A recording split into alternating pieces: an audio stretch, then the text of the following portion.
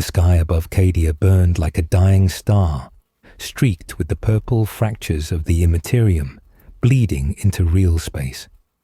The air trembled with distant thunder, not born of storms, but of titanic engines of war that shook the crust of the planet. The fortress lines, once so proud, now lay in ruin. White stone blackened, banners torn, bastions cracked like old bone.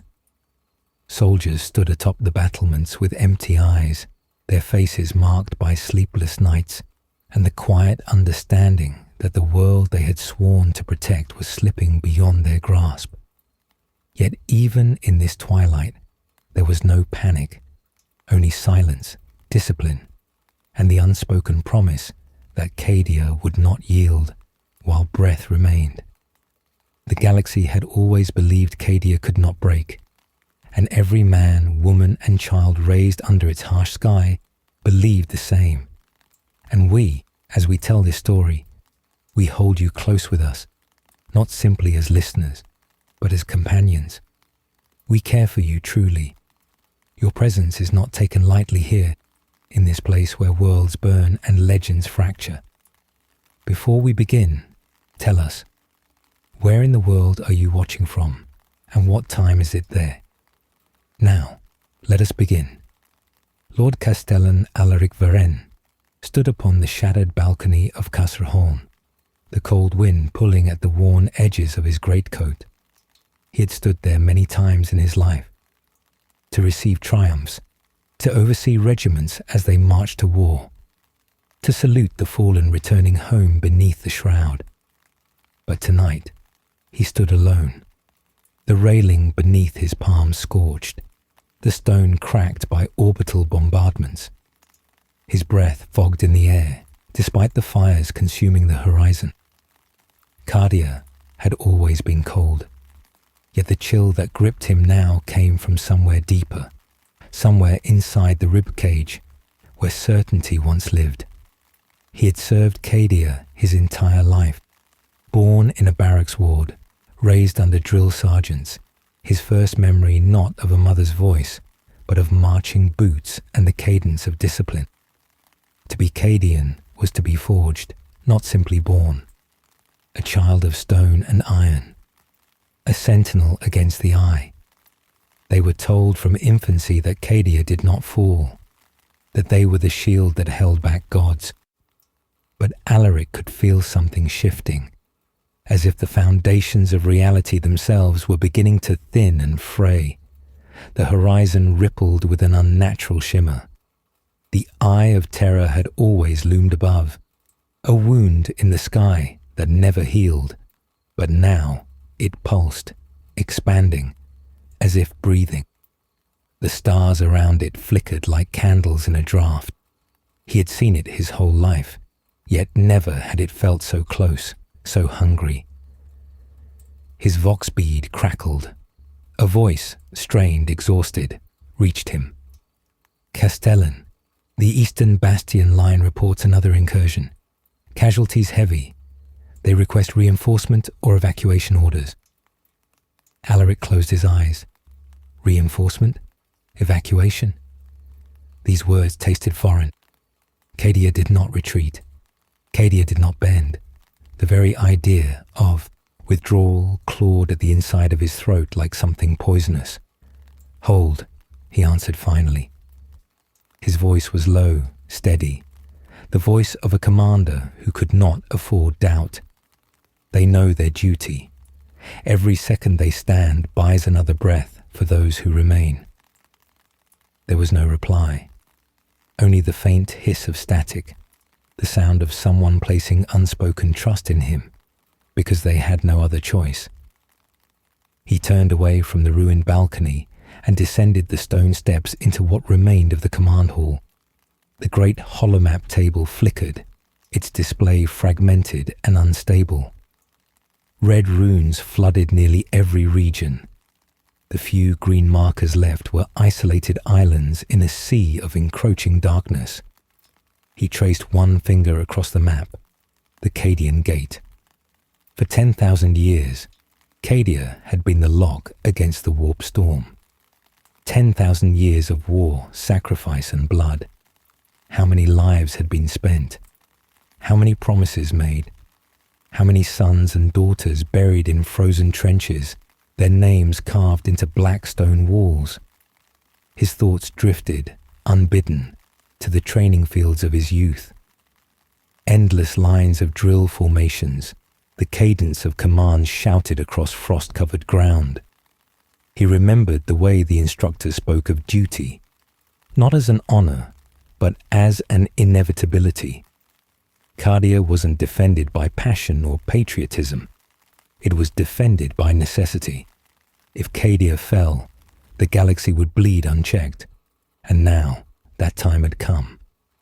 A faint tremor shook the ground, not enough to break stone or topple beams, just enough to remind him that the planet itself was groaning under the weight of forces it was not meant to endure. He knew what was coming. Everyone knew. The planet killer. The ancient fortress world was a fortress not merely of stone and people, but of memory. A world built on unending war. There was no art here, no gardens, no songs for gentle evenings. Cadia's beauty was in its endurance, in its refusal to break, in the unspoken promise that it would always stand. And yet, as Alaric stood among the flickering hollow displays, he felt a realization dawn, one he had refused for days, perhaps years. Even the unbreakable can crack. A soft sound pulled his attention. Footsteps, uneven, familiar. Sergeant Lena Voss entered, her armor scraped, one arm bound tight with a field bandage. Her face was smeared with ash, eyes bloodshot, yet her expression was steady. "You should rest," she said, though her voice held no real expectation. "So should you," Alaric replied. They both knew rest no longer existed on Cadia. She stepped beside him, looking over the map, her jaw tightening as she took in the waning positions. "Remember when we thought we'd hold the gate forever?" she asked. He said nothing. There was nothing to say. "It isn't your failure," she continued after a moment. "Even if this world is lost." He finally looked at her, eyes sharp, hollow. "Cadia cannot fall." To his surprise, she did not argue. She only looked away, toward the cracked ceiling where dust trickled with each distant shockwave. "Maybe that is true," she murmured. "Maybe Cadia is more than this world." The words lingered, soft, fragile but heavy with truth. A distant explosion rumbled through the stone, the lights flickering once more. Alaric straightened. "Prepare the 107th. We reinforce the eastern bastion, no matter the cost." Voss nodded, but before she turned away, she placed a hand briefly on his forearm. A rare gesture, a quiet one, a human one. "You do not carry this alone," she whispered. Then she was gone. Alaric stood there in the dim command hall, surrounded by the flashing runes of a dying world, and breathed in the silence. The cold air tasted of smoke and iron. The war outside roared on, but inside him was a hollow stillness, the stillness that comes before a truth is accepted. Cadia was falling. The realization did not break him. It reshaped him, not into despair, but into something sharper, something forged by inevitability. Cadia might die, but it would not die quietly. He turned, boots echoing on stone, striding out into the cold night, toward the ramparts where the world waited to end. And as he stepped into the crimson-lit sky, he swore something not spoken in any creed or commandment. If Cadia must fall, it would fall standing. The march to the eastern bastion was silent, save for the rhythmic thud of boots against the frost-coated stone. Alaric walked at the front, his cloak trailing behind him like the shadow of a memory. The sky still smouldered with fractures from the eye, and every distant explosion cast a red glow across the ruins. But as they advanced, something in his mind pulled backward, toward a time before the fires, before the bombardments, before the sky had begun to tear itself open. He remembered the training yards of Casa Mirac, where the wind was just as cold and the ground just as hard. Rows of young cadets stood in perfect formation, their breaths forming an orderly mist in the morning air. The instructors' voices carried across the fields like the tolling of iron bells. Cadia did not coddle its youth. Childhood was a brief preparation for the war that defined their existence. To be born on Cadia was to be conscripted into eternity. The youngest recruits learned to disassemble lasguns before they learned their letters. They learned to hold ranks before they learned to speak of dreams. Alaric had been among them, thin, sharp-eyed and quiet. Discipline was not something he learned. It was the marrow of his bones. He remembered the day Marshal Verengral had first addressed his cohort. The Marshal was a towering figure even then, wrapped in the greatcoat and medals of a lifetime spent defying extinction. His voice was gravel, steady as the mountains. "You are not children," Graal told them. "You are Cadians, and that means you will be the edge on which the galaxy does not break." Those words lodged themselves in Alaric's chest like scripture. He carried them into every battle, every order given, every death witnessed. Graal was more than instructor. He was the ideal of Cadia, the shape of loyalty carved into living flesh. Yet even ideals had shadows. Alaric's attention drifted to another memory, this one softer, though no less sharp. A training exercise gone wrong. A collapsed trench, screams beneath stone and ice. He had been younger then, still learning how to see the battlefield with more than his eyes, and he would have died there, crushed and forgotten, if not for the woman who had pulled him out, Sergeant Lena Voss, though she was not yet a sergeant then, just a soldier a few years older, with steady hands and a voice like quiet steel. She had dug with her bare gloves, ignoring the frost that chewed through the cloth, refusing to let him slip into the cold forever. When they emerged, faces grey with dirt, she didn't lecture him for his mistake.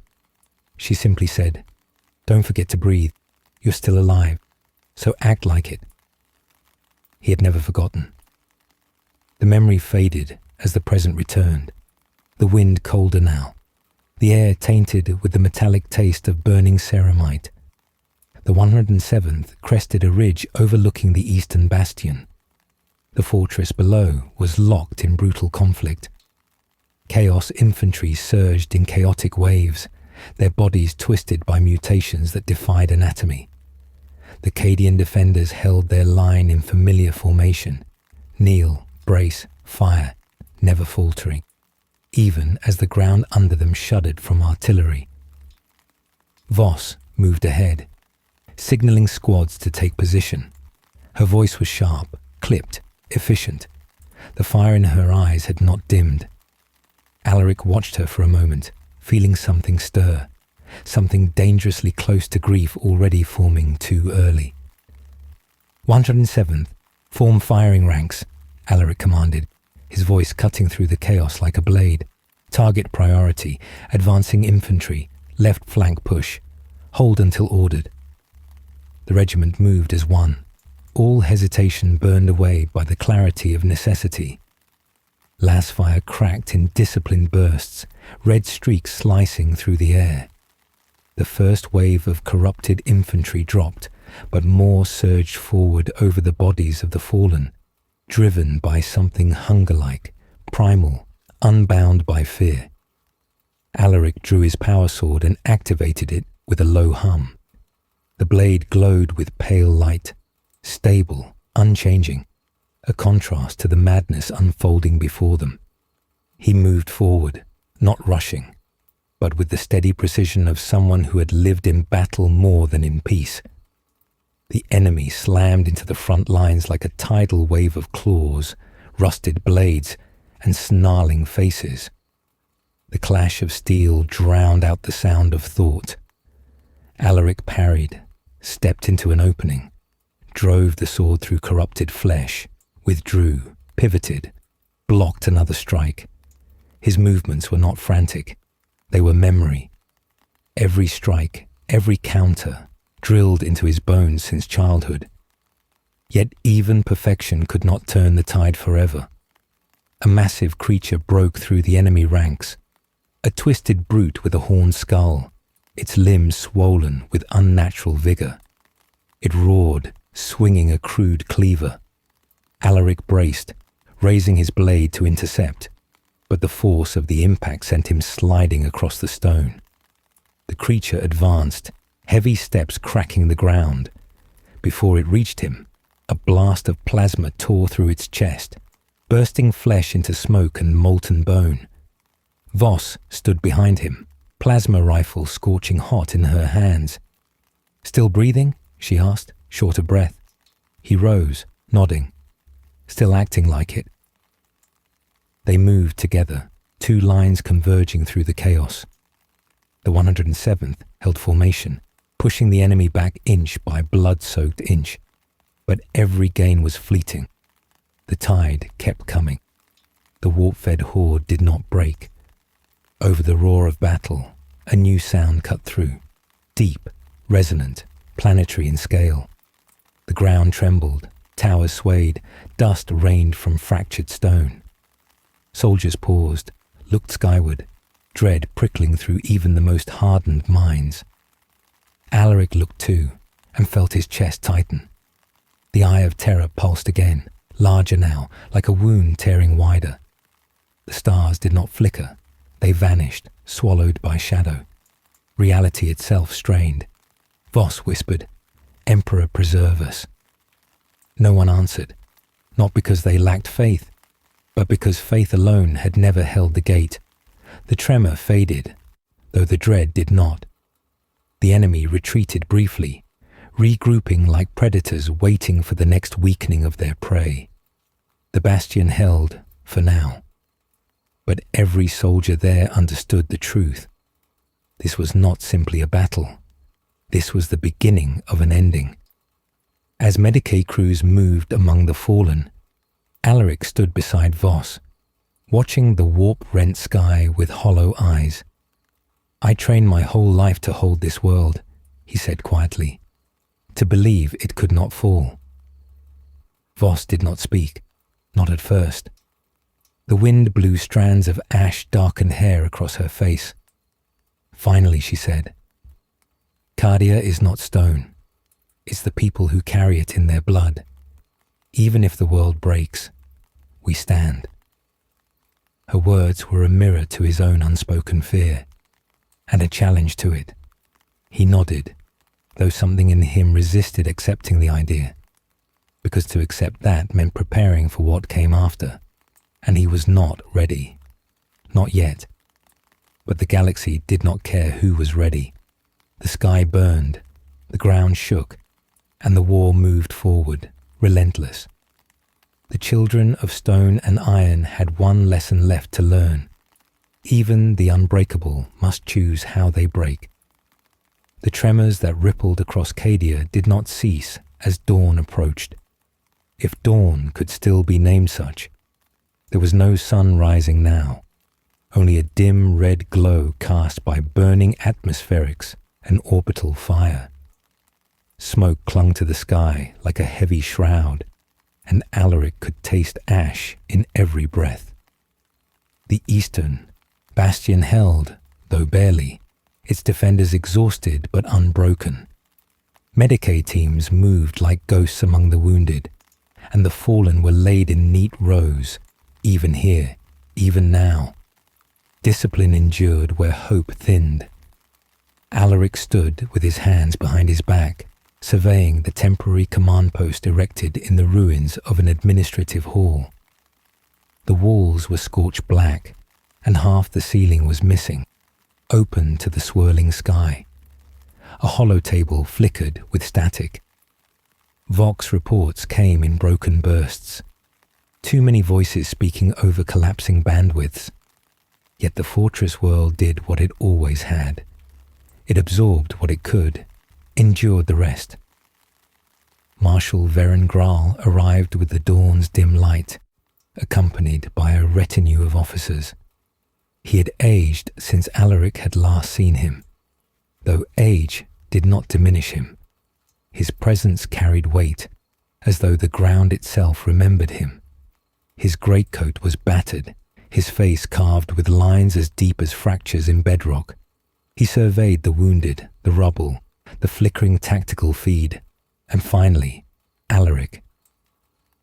"You held the line," he said, voice low, not hollowed by despair, but by acknowledgement of the cost. "We held," Alaric answered, "for now." Graal nodded once. "Then we are already ahead of prophecy." Alaric did not ask what he meant. He had heard whispers of prophecy since his youth. Superstitions spoken in barracks, whispers about the 13th Black Crusade. The idea that Cadia's fall was foretold, that the fortress world was doomed not by failing, but by being chosen as a sacrifice in a war older than memory. But Cadia did not acknowledge prophecy. Cadia acknowledged orders. Graal turned to the hollow projection, tapping a gaunt finger against glitching symbols. The map of the Cadian Gate flickered, revealing fleets converging across the sector, Imperial Navy formations, scattered and thinning, bracing against something larger. The markers representing the Black Fleet were stark and unmistakably vast. The Crimson Path, the Unhallowed, the Willbreakers, names spoken like curses. "Abaddon's crusade advances," Graal said. "The 13th, the largest yet recorded. Every pattern in his offensives leads here. This world, this moment." Alaric's jaw tightened. "He means to claim Cadia whole." "No," Graal replied quietly. "He means to unmake it." A silence settled, heavy enough to hollow out the breathable air. Sergeant Voss, standing at Alaric's side, asked, "Why now? He has tried and failed for 10,000 years. What has changed?" Graal looked up, not at them, but at the sky itself. The eye is widening. The warp is shifting. Whatever forces hold reality apart are weakening. This crusade is not merely conquest. It is timing. Alaric felt the memory of the previous day's tremor echo through him. The sight of stars dissolving. The wound in the heavens pulsing. Graal continued, "We will not stop the crusade outright, but what we do, here, the time we buy, will determine whether the rest of the Imperium can stand long enough for reinforcements to gather. Cadia is not the wall. Cadia is the hand holding the door shut." A door that was beginning to splinter. Graal placed a hand on Alaric's shoulder, a gesture rare enough to be sacred. "I trained you to command because I knew this day would come. Cadia does not survive by victory. Cadia survives by refusal." The old marshal moved on, giving orders to officers who left in purposeful strides. The camp stirred into motion. The sky growled with thunder that was not thunder. Voss exhaled slowly. "So it begins." "No," Alaric said. "It began long before us. We are merely the next to bleed for it." They returned to the ramparts, where soldiers stood in grim silence, reinforcing shattered walls, repositioning heavy weapons, and preparing for what came next. Across the horizon, dark shapes began to assemble. Legion after legion of traitor warbands, towering demon engines, the sickening geometries of corrupted siege constructs. The ground itself trembled beneath their advance. Alaric watched them approach, though he knew the true threat was above. Ships drifted in low orbit, their silhouettes blackening out what little remained of daylight. Some were known, ancient battleships bearing the Eye of Horus. Others were unrecognizable, grown like tumors, twisted by the warp into terrible forms. And among them all, dwarfed only by the void itself, loomed a fortress larger than any ship had the right to be. The Planet Killer, a weapon of world-ending purpose. Its presence was like a verdict. Voss stood beside him, silent. The soldiers around them did not look away. There was nothing to look away to. Castellan, a Vox officer called, voice strained. Imperial Navy Command has issued general alert. The 13th Black Crusade has officially begun. All regiments are to prepare for sustained planetary siege. The words were formal, but to Cadians, they were scripture. Alaric spoke loud enough for every soldier on that line to hear him. We have held this gate for 10,000 years. We hold it still. The enemy thinks this is the end. They are mistaken. The troops did not shout. They did not cheer. That was not their way. They simply set their feet more firmly into the earth. The ground shook, and this time it was not tremor. It was impact. The first artillery barrage landed, fire blooming across the defense lines. Screams rose and were swallowed by the roar of detonations. Debris rained down in shards of steel and stone. The battlefield erupted. The siege had begun. Alaric drew his sword once more, though he felt the weight of it differently now, not as a tool of war, but as a promise he could still keep. He moved forward as the lines formed, as lasfire blazed, as plasma cannons discharged with thunderous bursts. Chaos forces surged, chanting in a cacophony that scraped the mind.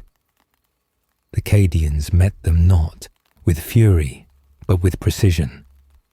Alaric moved through the chaos like a storm given shape. Voss fought beside him, her plasma rifle spitting incandescent bursts that tore through corrupted armor.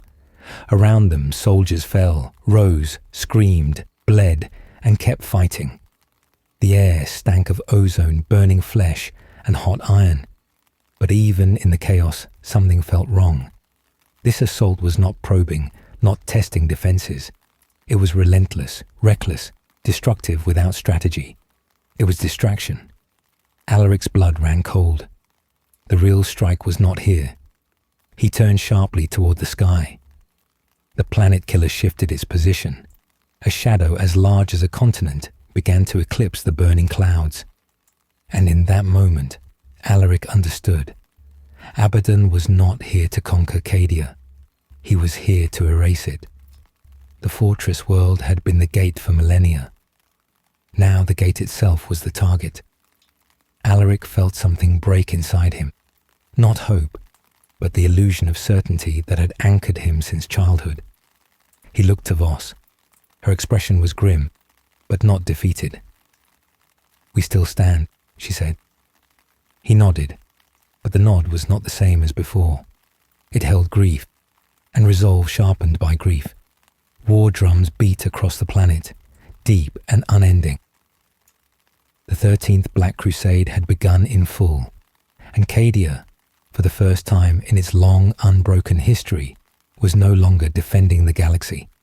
It was defending itself.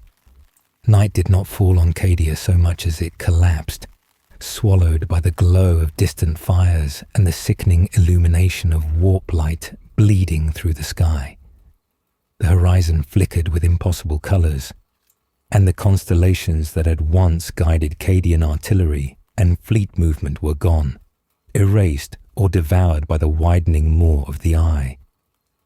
The air hummed with a low vibration, like the planet itself was straining against something pressing inward. Alaric felt it in his bones, a resonance that made every heartbeat feel like echo instead of pulse. The Eastern Bastion held, though at terrible cost. Wounded were carried to triage stations set up in makeshift shelters. Field surgeons worked with hands that shook from exhaustion but refused to falter. Soldiers slept sitting upright. Lass rifles held loosely in their arms, too used to waking to alarms to ever fully close their eyes. Yet even amidst the grinding fatigue, there was no despair here. Cadia had never known despair, only defiance, only endurance, only survival in the face of the impossible. Alaric moved among them quietly, offering no speeches, no empty praise. Words were not what Cadians needed. Presence was. A commander who bled with them, stood with them, refused with them. The simple act of walking among the injured and unbroken did more than 1,000 oaths. The ground trembled again, not from battle, but from something deeper. Warp fluctuation, reality distortion. The tremors came more frequently now. Voss approached him, her expression drawn. The priests are saying the veil is thinning. They're calling it a bad omen. Alaric did not look up from the map he'd spread atop a cracked stone crate. If the veil breaks, it won't be an omen. It will be the end. I know, she replied, voice soft but steady. She hesitated, then added, but they're afraid, and they're spreading that fear. He finally looked at her. Fear spreads faster than fire. And hits deeper, she said. He nodded, the weight of command like a vice around his ribs. He could feel the eyes of soldiers on him, listening even when they pretended not to. Leadership on Cadia was not a rank. It was a burden, one that could break the spine if not carried correctly. A distant Vox alarm blared. 3 tones, repeated. Not an attack signal, a warp manifestation alert. Alaric and Voss exchanged a glance. No words were needed. They moved toward the ridge overlooking the Cadian Gate plains. Soldiers followed behind, silent, disciplined. The sky churned overhead, swirling like stirred oil, spirals of sickening violet and black folding into themselves. The eye of terror pulsed, growing wider still, like a mouth dragging itself open to swallow the stars. The air stank of ozone and sulfur. Voices whispered at the edges of hearing, the kind of voices that did not belong to throats or lungs. The first apparition formed on the horizon.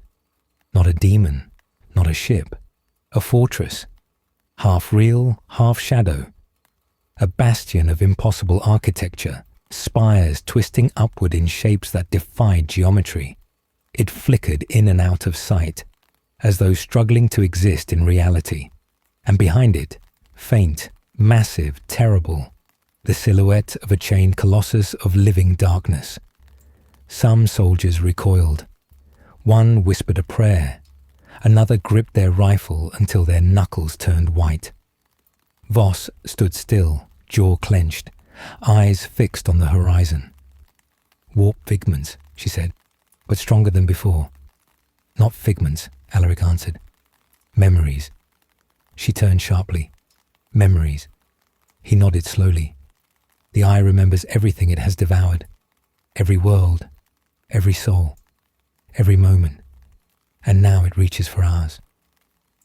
The fortress shape flickered once more and vanished. The colossus dissolved into smoke. But the echo of its presence lingered, like cold fingers pressed against the spine. Soldiers shifted uneasily. The silence after the vision felt heavier than any artillery barrage. A voice spoke behind them. You see now. Alaric turned. Marshal Graal stood there, his face more shadowed than before, though no shadow was cast across him. His eyes were distant, as though he were looking not at the present battlefield, but at something much further away. The gate is opening, Graal said. Not in the way we once feared. Not as a portal, as a memory. The warp feeds on remembrance. The more we cling to what Cadia has been, the more the warp reflects those memories back at us, twisted, shattered, in its image. Alaric felt the words like splinters. If we let go of what Cadia has been, then what do we fight for? Graal met his gaze. We fight for what it must become. The silence that followed was not filled with fear, but with something far heavier. Choice. Not the choice of retreat or surrender. Such things did not exist here.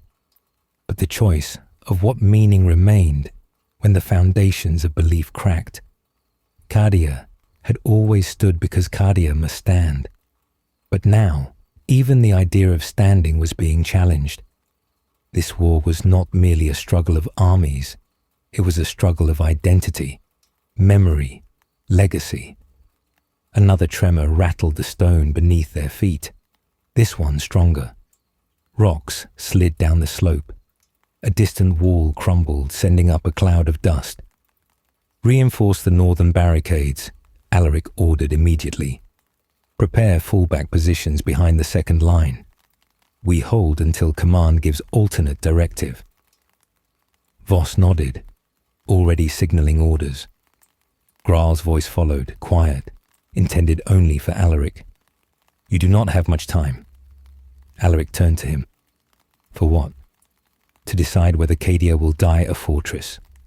Graal's gaze lifted to the sky, or live as a memory. Before Alaric could respond, the klaxons wailed again. This time, the unmistakable rising scream of imminent surface assault. Chaos forces were advancing once more, this time with armored support. The ground began to thunder with the tread of demon engines. The moment of stillness shattered. Alaric drew his blade. Positions! The lines formed, the air filled with the sound of charging lace packs, heavy bolters cycling, the mechanical growl of Lehman Russ engines awakening. As the first wave of corrupted armor crested the ridge, Alaric stood firm, the cold wind pulling at his cloak, the memory of ghosts still flickering behind his eyes. Cadia was not unbreakable, but Cadia chose not to break. And that choice, one made again and again against all odds, was harder than any fortress wall. The ground shook as the armies clashed once more. The war did not pause. The ghosts did not fade. The gate watched, and the world that had stood against gods prepared to do so again. The battlefield roared again, a tide of firelight and shadows, but Alaric felt something shift beneath the surface of the conflict, something deeper than the clash of bodies and the thunder of artillery. The ground shook as demon engines lunged forward, their forms grotesque parodies of tanks and beasts fused into one writhing mass. Cadian heavy weapons crews responded with disciplined volleys, every shot measured, every expenditure of ammunition planned. Even now, even with the sky buckling and the world groaning, their precision did not falter. Yet it was not the screaming war machines that weighed on Alaric's thoughts. It was Graal's words, spoken like prophecy and warning both. What Cadia must become. The idea clung to him like smoke. He wanted to cast it aside, deny it, return to the simplicity of orders and execution. But the sky above him refused to allow denial. The warp light pulsed, unnatural and alive, and each pulse seemed to peel away another layer of certainty. Voss fought near him, her plasma rifle's barrel glowing white-hot, steam rising with every shot as snowmelt sizzled against it. The soldiers around them held formation, stepping into place when another fell, never allowing the line to break. Their discipline wasn't born of fear, but of identity. Each one was the embodiment of Cadia's unspoken vow. But even discipline has limits. A blast of warp fire struck the lines, sending soldiers tumbling, armor-searing screams filling the air. Alaric surged forward, blade flashing as he cut down a twisted brute that had broken through the ranks. The creature's blood hissed upon the stone. The line reformed around him. They pushed the wave back, but push was all they could do. The tide never stopped. By the time the assault receded, the world felt thinner, the silence more tense than the battle itself.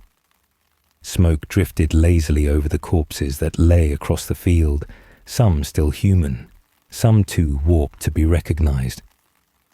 The wounded moaned. The living did not speak. There was no need for words. Alaric stood amid the ruins, his armor cracked, his breath heavy. Voss approached him, her face streaked with grime and exhaustion. Losses are severe. We can hold, but not indefinitely. We are not meant to hold indefinitely, Alaric replied. Only as long as necessary. She looked at him, not questioning him, but searching him. Necessary for what? He did not answer. Not because he did not know, but because the answer was too large, too heavy, too close to the truth Graal had spoken.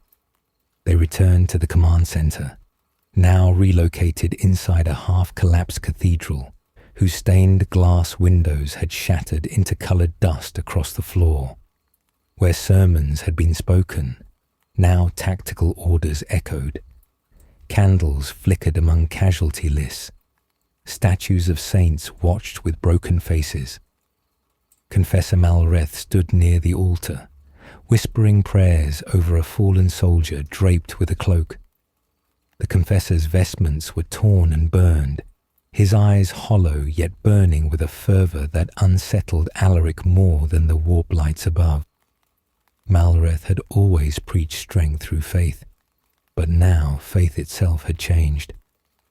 When he saw Alaric and Voss, the confessor straightened, blood-stained hands clasped in reverence or restraint.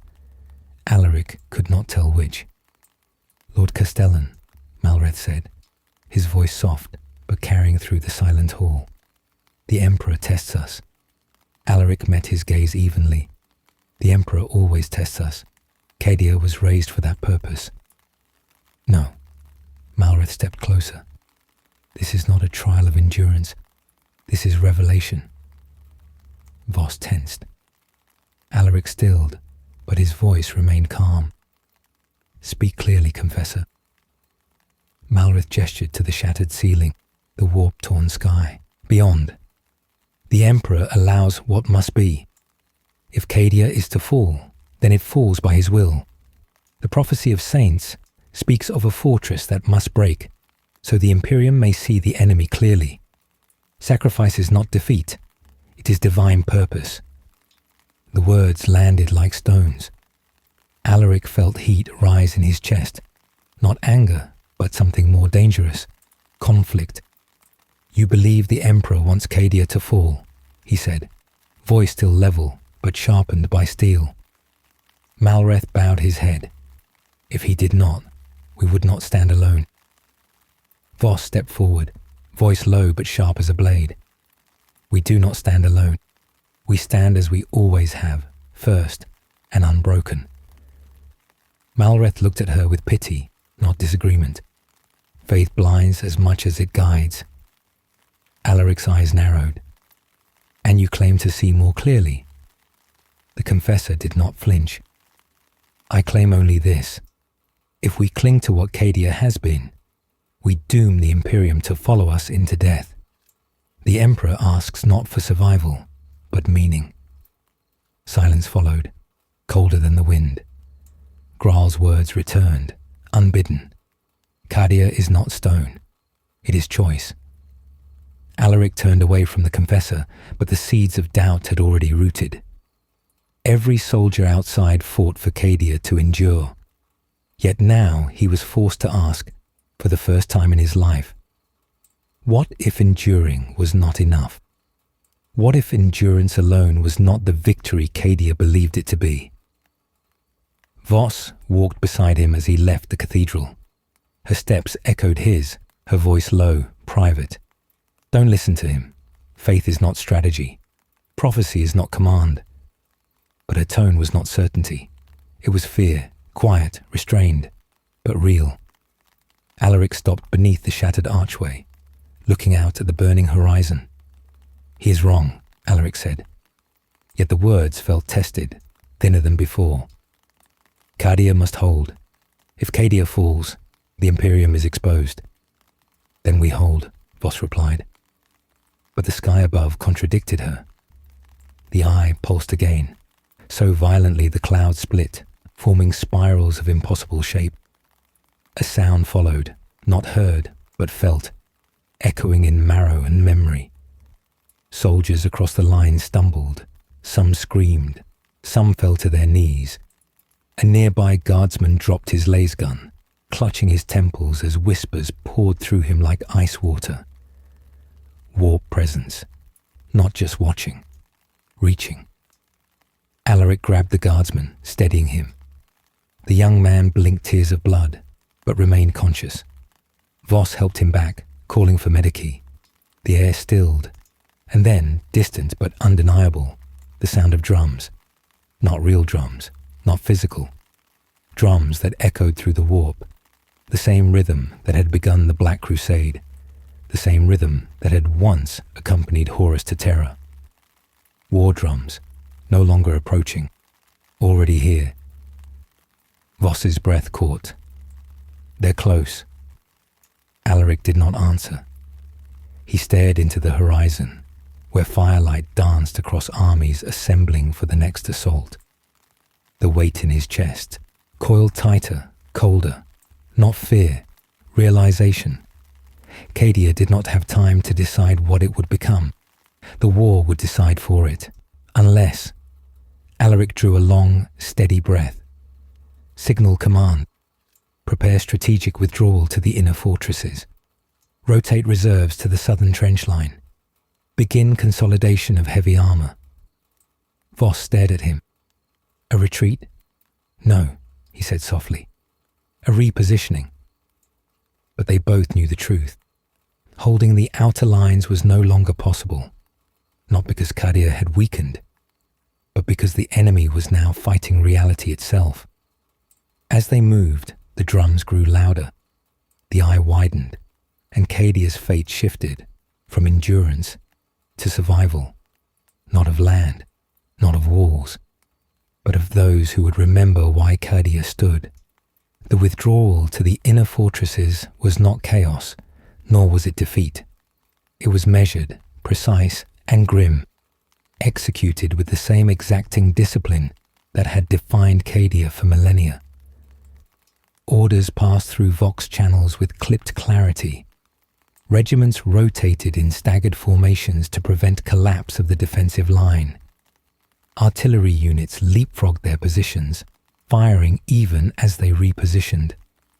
Every action, every step, was calculated to buy time, seconds, minutes, hours, for a world that no longer measured survival in days. Yet time was an enemy now, as present and merciless as the armies advancing from the warp-torn horizon. The withdrawal route wound through shattered city blocks, where buildings had once stood as symbols of Cadian endurance.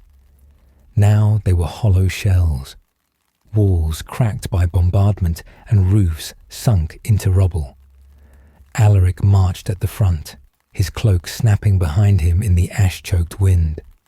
Soldiers carried the wounded alongside him, Medici stabilizing the worst injuries as they walked. There was no room for stretcher lines or field rest. Cadia did not stop for pain.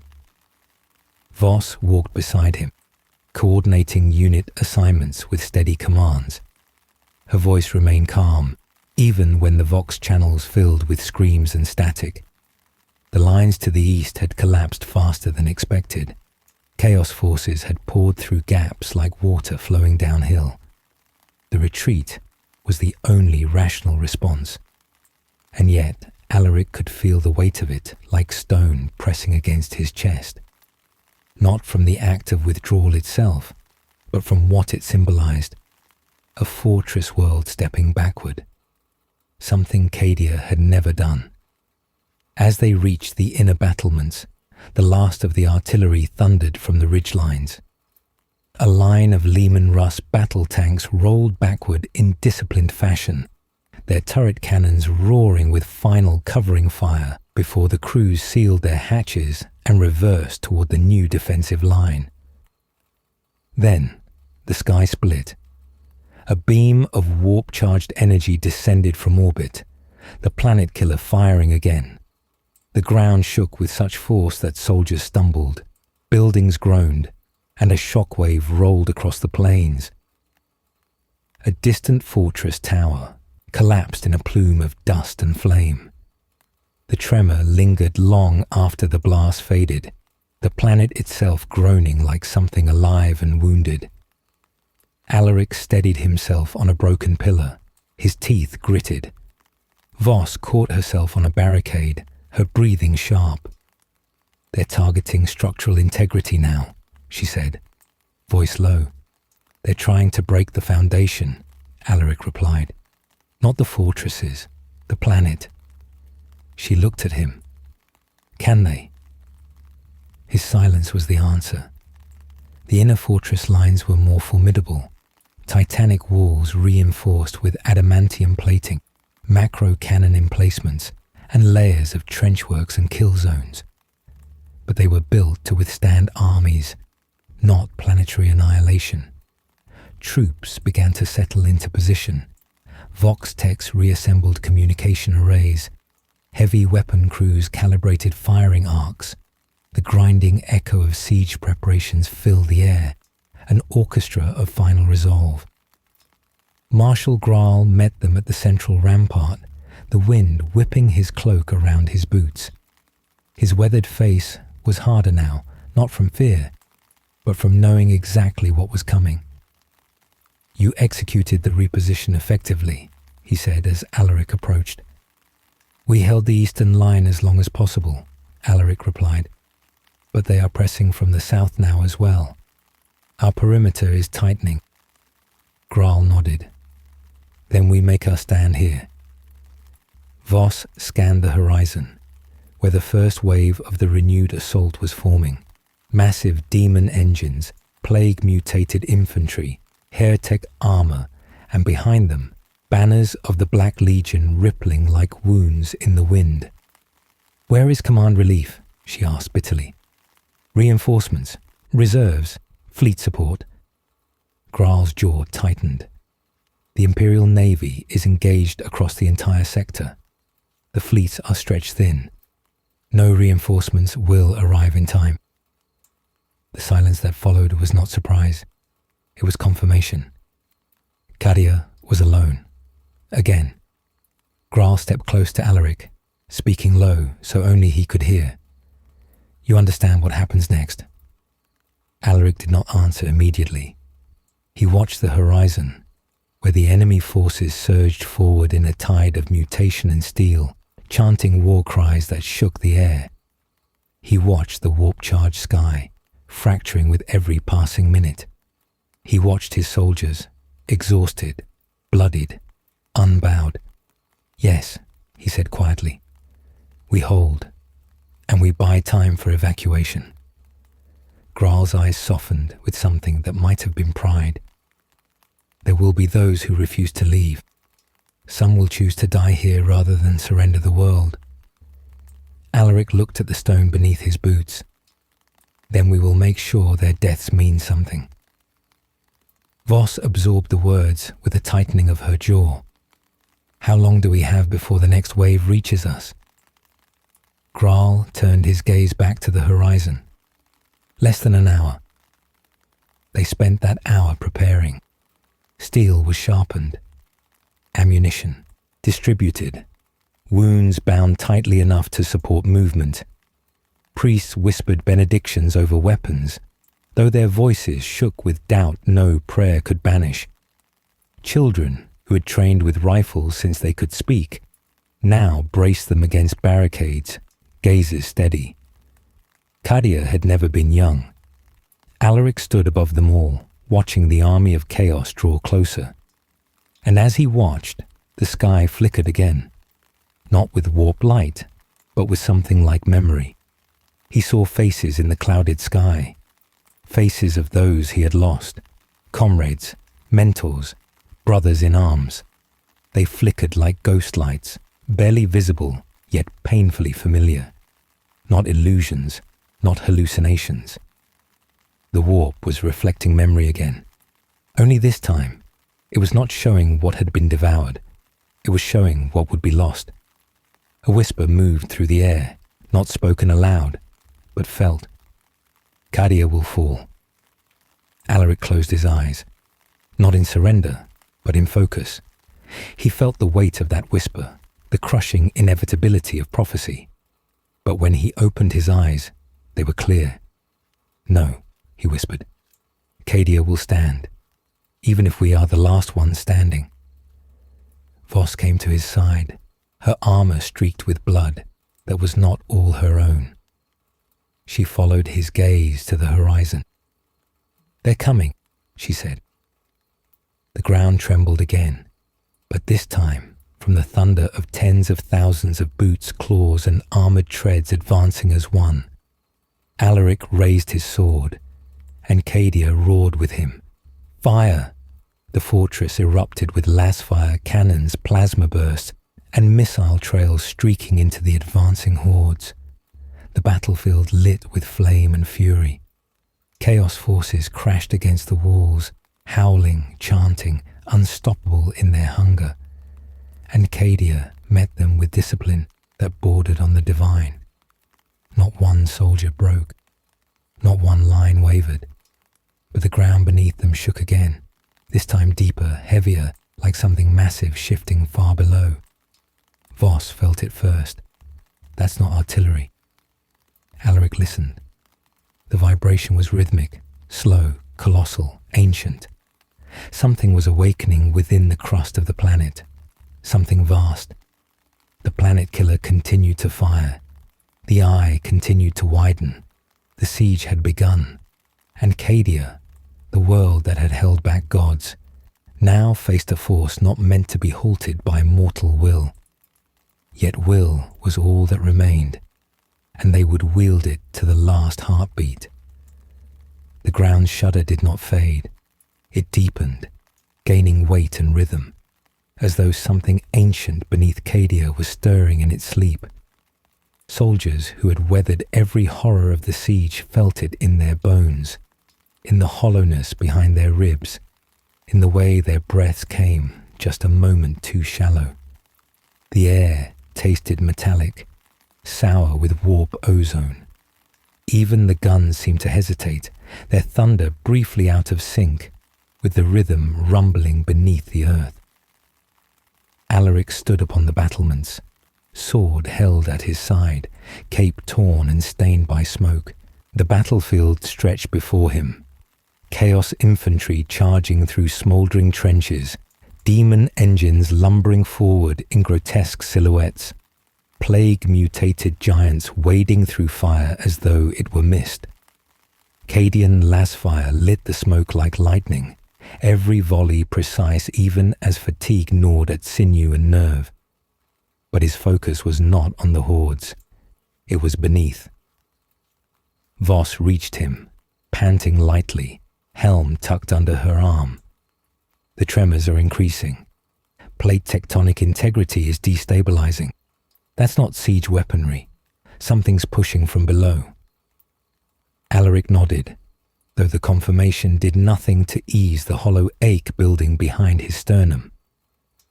The planet killer's bombardment is not designed to breach fortresses. It is designed to shatter planets. Abaddon doesn't intend to take Cadia. He intends to destroy it, Voss finished, voice low, grim. A deep roar rolled across the world, not from engines or creatures, but from the bedrock itself. The stone shivered beneath their boots. Cracks spread through the walls and roads in thin, jagged lines. Some soldiers stumbled. Others widened their stances instinctively, as though bracing against a wave they could not see.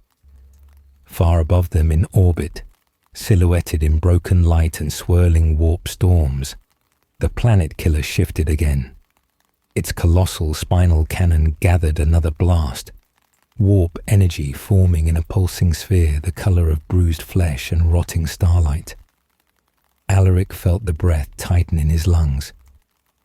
"We cannot hold if the ground itself collapses," Voss said quietly. "We don't need to hold forever," he replied. "Just long enough." Her gaze flicked toward him, reading what he did not say. Long enough for escape, long enough for survival, long enough to preserve Cadia not as a world, but as memory. But memory felt like betrayal when the world beneath them still lived. There was no time to dwell. A Vox operator sprinted up the stairs, armor scratched, eyes wide with urgency. Lord Castellan, reports from the Casa Mirac defense line, massive breach. A demon engine of unprecedented scale is advancing. Heavy armor is failing to contain it. Alaric moved before the last word left the operator's lips. Voss followed without need for command. They descended the ramparts, boots hammering stone, passing squads moving to reinforce choke points. Voices echoed, orders snapped. Distant screaming faded into the loudness of war. Smoke hung low along the inner defense trenches, tinted green and purple by warp corruption. The stench of burning promethium stung the eyes. In the distance, beyond shattered fortifications, something enormous moved between the ruins, shifting shadows bending around it as if reality itself recoiled from its shape. Alaric slowed his pace. Voss stopped beside him. The creature stepped into view. It was bigger than a fortress tower, its form a grotesque fusion of iron-plated armor, shifting flesh, bone spires, and warp, fire. Chains hung from its limbs like the remnants of something once bound but now freed. Skulls, thousands of them, littered its hide, fused into plating like a mosaic of despair. Its roar was not sound but pressure, rattling ribs and vibrating vision. A hellbringer engine. No larger, older, something from the deep vaults of the eye. A planet breaker. The name formed unbidden. Not a title, a function. Voss whispered, "How do we kill something built to kill worlds?" Alaric did not answer. Cadian heavy tanks opened fire, plasma and kinetic rounds slamming into the beast's hide. Flesh burned, metal dented.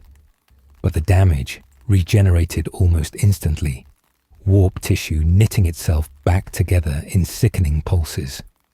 The creature lurched forward, crushing a tank beneath its weight. Crew members who tried to escape were swept aside by the backhand of a claw the size of a gunship. Alaric forced his voice steady. "Signal anti-Titan batteries. Order them to concentrate fire on the joints. We disable it. If we can slow it, we can limit the breach." The orders relayed. The world answered. Macro cannons fired from the fortress walls, their thunder vibrating the stone. Missile silos launched volleys that streaked across the battlefield like falling stars. The ground shook with every impact. One of the creature's legs buckled, forcing it to brace itself with a claw the size of a spire. A sound like metal screaming against metal tore across Cadia. "Again," Alaric ordered. The second volley struck harder. Armor plating cracked. Warp flesh tore. The creature bellowed, its roar ripping through the minds of those who heard it. For a moment, a brief heartbeat of triumph flickered. Then the ground split. A fracture tore through the earth beneath the beast. No, not caused by it. Caused by the planet itself. The planet killer fired again. The blast struck deep into the crust, sending a shockwave so powerful that the very air rippled. Ruins collapsed. Walls shuddered. Soldiers fell to their knees. The planet roared like a dying animal. The planet breaker rose again, uninjured. Voss steadied herself against a broken wall, breath sharp. "We can't win this fight with guns." "No," Alaric said, voice quiet, steady. "We win with time." The realization settled like frost. They would not destroy the engine. They would not save Cadia's soil. They would not hold the gate. They would hold long enough. Long enough for ships to escape the atmosphere. Long enough for the Imperium to know what happened here. Long enough for the galaxy to remember that Cadia did not fall quietly. But long enough, meant sacrifice. Alaric turned to the Vox operator trailing behind them. Signal command. Begin priority evacuation of non-essential personnel to fleet transports. The operator hesitated. Sir, the fleet is still under heavy fire. Then they hold, Alaric snapped. Not in cruelty, but in resolve. Everyone holds. The planet breaker surged, forward, crushing barricades, bellowing. Cadians fired until barrels overheated. Artillery crews reloaded until their gloves shredded. Vox lines crackled with dying voices. The world groaned again, the crust buckling beneath the weight of war. Voss's voice reached him, quiet but unwavering. Alaric, if we fall back again, there will be no ground left to retreat to. He looked out across the battlefield, not at the beast, not at the smoke, not at the broken world, at the soldiers, the children of stone and iron. He lifted his sword. Then we don't fall back. The soldiers around him straightened, as if the air itself had shifted. We stand, Alaric said, not for victory, not for survival. He turned to Voss, but for meaning. The planet breaker roared, and Cadia roared back, its defenders unleashing their fury in one final unbroken line of fire. The siege had entered a new stage. Not defense, not endurance, defiance. And in defiance, there was still hope. Not for the world, but for what would live after it. The air was thick with smoke and ash, lit in flashes by the fire of cannons and the sickening glow of warp light. The planet breaker's towering silhouette moved through the haze, each step shaking the stone foundations of the fortress line. Cadian guns did not falter. Every artillery piece, every laser gun, every missile launcher roared in defiance. But the monster was beyond killing. It absorbed punishment the way mountains absorb storms, weathering them, reshaping, continuing. Alaric knew this, even as he gave the orders to keep firing. The inner fortress walls vibrated with each tremor. Mortar dust floated from cracked ceilings. Wounded soldiers leaned on one another as they returned to firing platforms, refusing rest. Confessors moved through the ranks offering blessings, though many of the blessings had changed. Less assurance, more plea. Voss stood with Alaric along the upper bastion, her armor scorched, her hair tangled with soot. The lines around her eyes had deepened. She did not speak at first.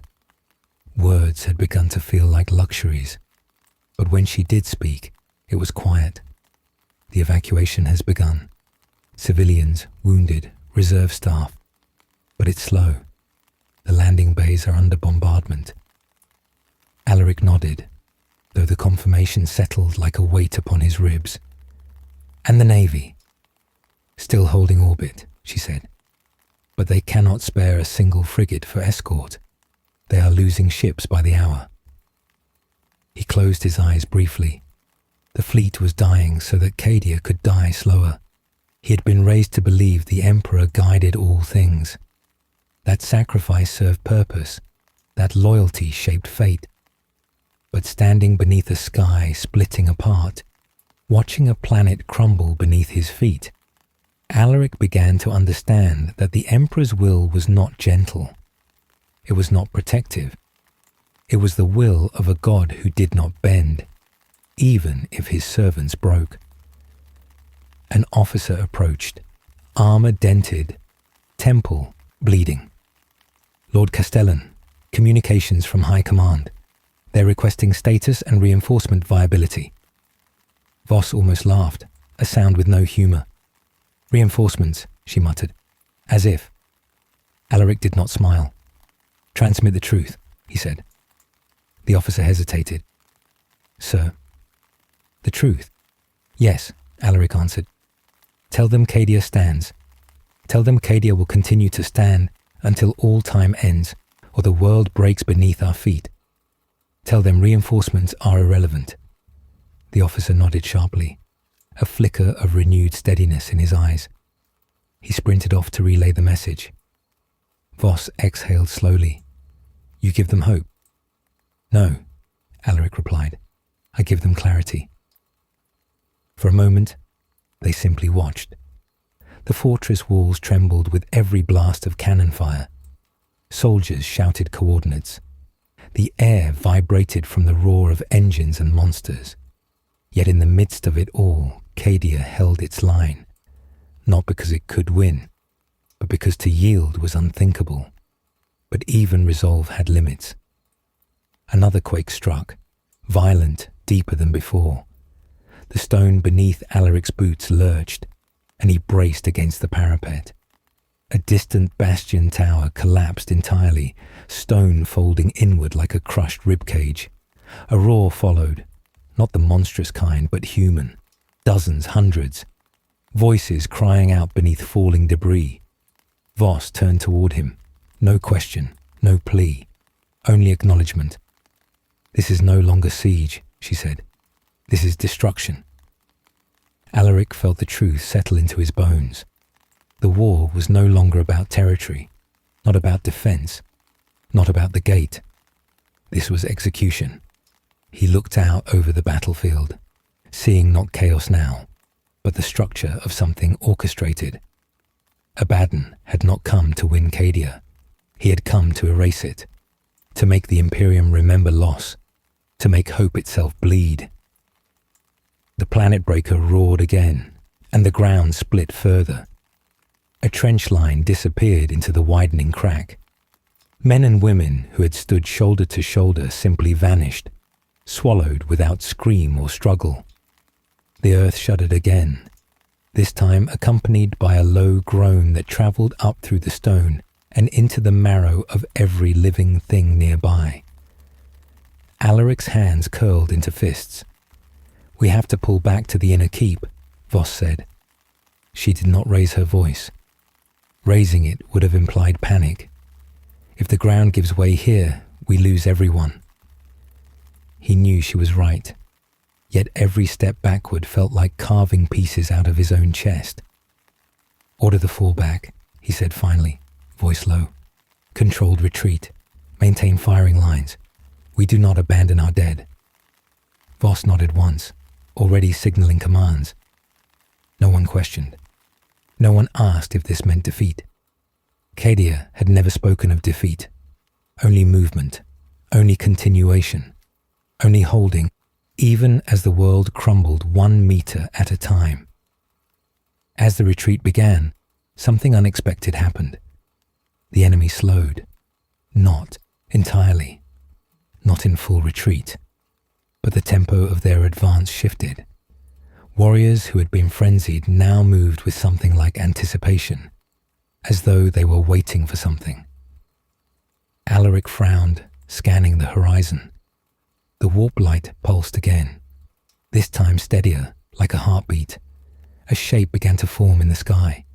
Not a ship, not a fortress, a rift, a tear in reality, widening like the eye itself had found a second mouth. Voss whispered, "What is that?" Alaric did not answer. He already knew. Reinforcements had arrived. Not for them, for the enemy. Black armoured figures stepped through first, enormous and terrible. Sons of a father who had turned his face from the light. Warriors of the Black Legion, bearing the eye of Horus on their shoulders as both legacy and wound. Their presence shifted the battlefield. The lesser forces fell into line. Demon engines rallied. The planet breaker turned its gaze as though awaiting command. And then he stepped through. Not a monster, not a beast, a commander. Tall, armoured in black and gold, a sword forged of the warp at his side. His presence was not loud, not violent. It was inevitable. War Master Abaddon, the man who had once called the Emperor father, the man who had broken the galaxy, the man who had come to finish it. Voss's voice was barely audible. So it's him. Alaric felt his heartbeat slow, not fear, but clarity. "This is not about victory," he said. "It never was." "No," Voss answered. "It's about memory." The planet breaker stood still now, silent, waiting. The battlefield went quiet in places, sound dimming beneath the weight of presence. Alaric raised his sword, not in challenge, but in oath. "We hold," he said softly. Voss echoed him. "We hold." Across the line, soldiers repeated it, not shouted, not screamed, spoken. A whisper passed into the stones of Cadia itself. "We hold." Abaddon raised his sword in quiet response, not mockery, acknowledgement. The war was no longer a battle of bodies. It was a battle of meaning. Cadia would fall, but how it fell would be remembered. A tremor split the sky. A tremor split the ground. And the next assault began. The moment Abaddon stepped through the rift, the battlefield changed, not in noise or violence, but in meaning. The air itself felt heavier, as if the planet's gravity had deepened. Soldiers who had not yet learned fear felt it now, pressing on their lungs like stone. Chaos forces rallied in swift, unnatural coordination, their howls silenced into something more terrible. Discipline. Cadia had always faced rage, madness, mutation. But discipline was different. Discipline meant intent, purpose, a mind behind the hunger. Alaric watched from the inner battlement as the War Master surveyed the world he had come to destroy. Abaddon did not gloat. He did not shout. He simply looked, as if confirming a grave that had long been dug. His gaze passed over ruined trenches, shattered stone, blood-soaked fields, and finally rested upon the fortress walls where Cadia still stood. And then the assault resumed. The Black Legion advanced like a tide of midnight steel, their bolters thundering in perfect rhythm. Demon engines surged forward alongside corrupted armor columns. The planet breaker moved with new direction, its massive frame turning to batter the fortress walls themselves. Every strike shook the world. Alaric steadied himself.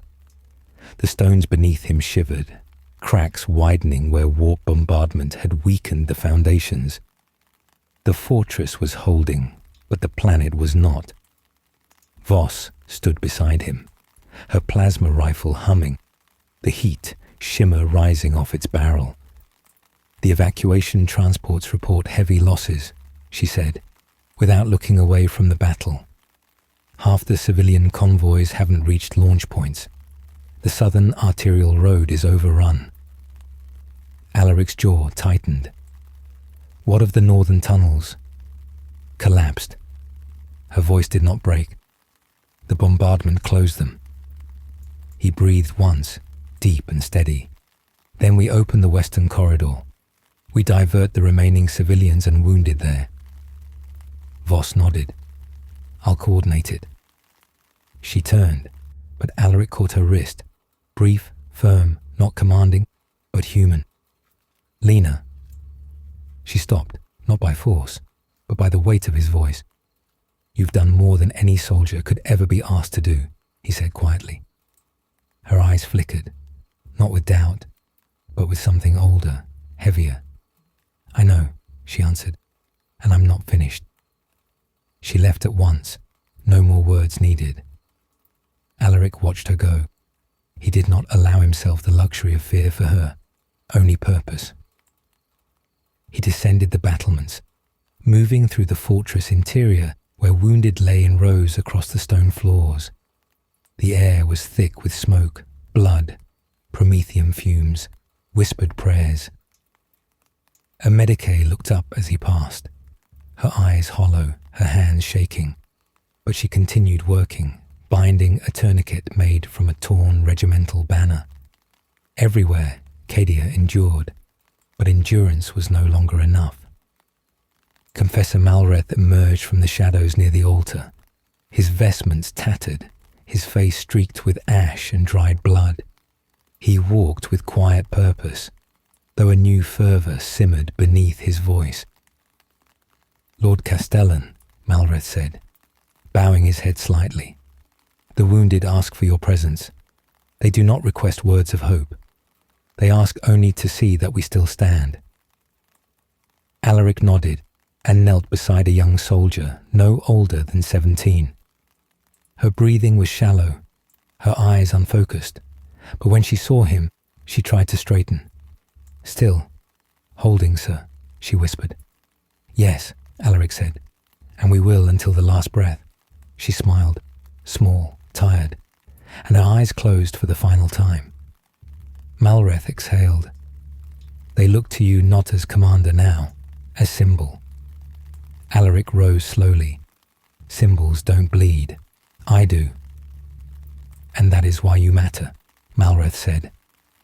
But there was something in his gaze, something shifting, faith bending, not breaking, but transforming into something sharper. Alaric turned away. Symbols did not concern him. Survival did. When he reached the exterior ramparts again, the situation had worsened. The planet breaker was now within direct fire range of the fortress. Each strike of its claws against stone sent shockwaves that cracked defenses and knocked soldiers from their positions. Heavy cannons targeted its joints again, but the regeneration was faster now, fueled by warp tides growing stronger by the minute. The eye of terror pulsed overhead, no longer distant sky, but horizon, as if the universe itself leaned inward to watch. Voss returned, breath ragged, armor scorched. The western corridor is open, evacuation continuing, but it's slow. We don't have enough transports. Alaric nodded once. There were decisions that had no right answer, only consequence. He called for the Vox officer. Signal all remaining regiments. Prepare Phase 3 fallback to the Citadel interior. The officer hesitated. Sir, the Citadel interior is the last defensible line. Alaric met his eyes. Yes. The words passed through the fortress like a bitter wind. Retreat to the last hold. No more ground. No more fortification layers. No more fallback. The place where Cadia would either stand or end. The lines began shifting in controlled formations. Soldiers covered each other, firing in synchronized bursts to slow the Black Legion's advance. The fortress walls shook again as the planet breaker slammed into them. Entire battlements collapsed, taking defenders with them in cascades of stone and dust. Alaric and Voss reached the Citadel interior just as the final regiments crossed the gates. The massive blast doors slammed shut behind them, sealing with a sound like law being written. For a moment, silence, not peace. The silence before a final blow. Voss leaned her head against the stone wall, eyes closed, breathing hard. If we hold here, we buy more time for the evacuation. If we fall here, Alaric said, there will be no evacuation to buy time for. She opened her eyes again, and there was no hesitation in them. Then we hold. The lights inside the citadel flickered, power grids strained by damage. The entire structure groaned as the planet breaker struck the outer walls again. Dust rained from the ceiling. The ground shook with every impact. Alaric stepped forward, positioning himself at the front of the defenders. Hundreds stood behind him, discipline unbroken, formation perfect. Their armor was battered, their weapons overheating, their bodies exhausted, but their eyes were steady. Abaddon's forces breached the outer wall in a burst of fire and stone. Chaos Marines poured through. The planet breaker's shadow loomed above. The final battle for Cadia ignited in a single deafening roar. Alaric surged forward, blade cutting through, corrupted armor. The impact jarred his arm to the shoulder, but he did not falter. Voss fought beside him, plasma rifle erupting with burst after burst of incandescent fire. Guardsmen held firing lines, falling only to be replaced by the next rank. and the next, and the next. But even as the battle raged, a sound cut through the chaos. A message over Vox, faint, strained, but unmistakable. Evacuation transports are full, preparing to break atmosphere. Alaric exhaled once. Relief and sorrow intertwined so tightly they felt the same. They had bought the time. Now they must buy the memory. The planet breaker struck the citadel wall again. Stone fractured. Light fractured. The earth groaned as if crying out. Voss looked at him, not in fear, in understanding. There were no orders left to give, only the choice of how to stand in the end. Alaric raised his sword. The defenders lifted their weapons, and Cadia screamed one last defiant vow into a galaxy watching in silence. We do not break, not while breath remained, not while blood burned, not while memory endured. The final defense began. The walls of the citadel shuddered with every blow, dust raining in fine clouds from the stonework above. Bolter fire flashed in the corridors, bright in the haze, each shot echoing like a crack of thunder inside confined space. The defenders held their ground at the choke points, firing in disciplined volleys, pulling back only when forced, never breaking formation. The air was thick with smoke, oil, blood, and warp stench. Flames guttered along collapsed sections of wall, licking upward like hungry tongues. The fortress felt alive in its death throes, groaning with the weight of a world being unmade. Alaric fought at the forefront, his power sword cutting arcs of white across the dim corridors. Every strike was efficient, economical, no wasted motion. He had long since passed the point where fatigue was felt. There was only action, reaction, and resolve. Chaos Marines pressed in, towering forms wreathed in smoke and corrupted metal. Their bolters roared at such close range that each blast slammed against the chest like a hammer. Guardsmen fell. Others stepped forward into the same fire without hesitation. They were Cadian. They had been born to this. Left flank collapsing, a voice cried over the din. I have it, Voss answered, moving like a shadow of light in the smoke. Her plasma rifle fired again and again, each shot melting through corrupted ceramite, splattering glowing fragments across the floor. The weapon's vents hissed, the barrel white hot, but she did not slow. She placed one foot against a fallen barricade and vaulted up, firing down into the mass of oncoming traitors. Then, an impact, not from enemy fire, from below. The stone trembled with a deep subterranean groan. The ground shivered in a long, low shudder that made even the demons pause. Small cracks spiderwebbed across the floor, widening by degrees. Screams erupted from deeper in the fortress as sections of flooring collapsed entirely, falling into black voids of dust and broken foundations. The planet breaker. It was not merely attacking the fortress. It was ripping Cadia apart from the inside, clawing at bedrock and tectonic plates. The world itself was beginning to split. Alaric steadied himself against a support pillar, breath sharp between teeth. Keep them back. Hold the line. Do not let them through. The defenders rallied, but the tremor had cost them seconds, and seconds now were everything. The wall to their right exploded inward, chunks of stone showering the corridor. A chaos hellbrute crashed through, roaring, its metal hide dripping with warp ichor. Its claws were massive, serrated, dripping molten residue from earlier battles. It surged directly toward the Cadian command line.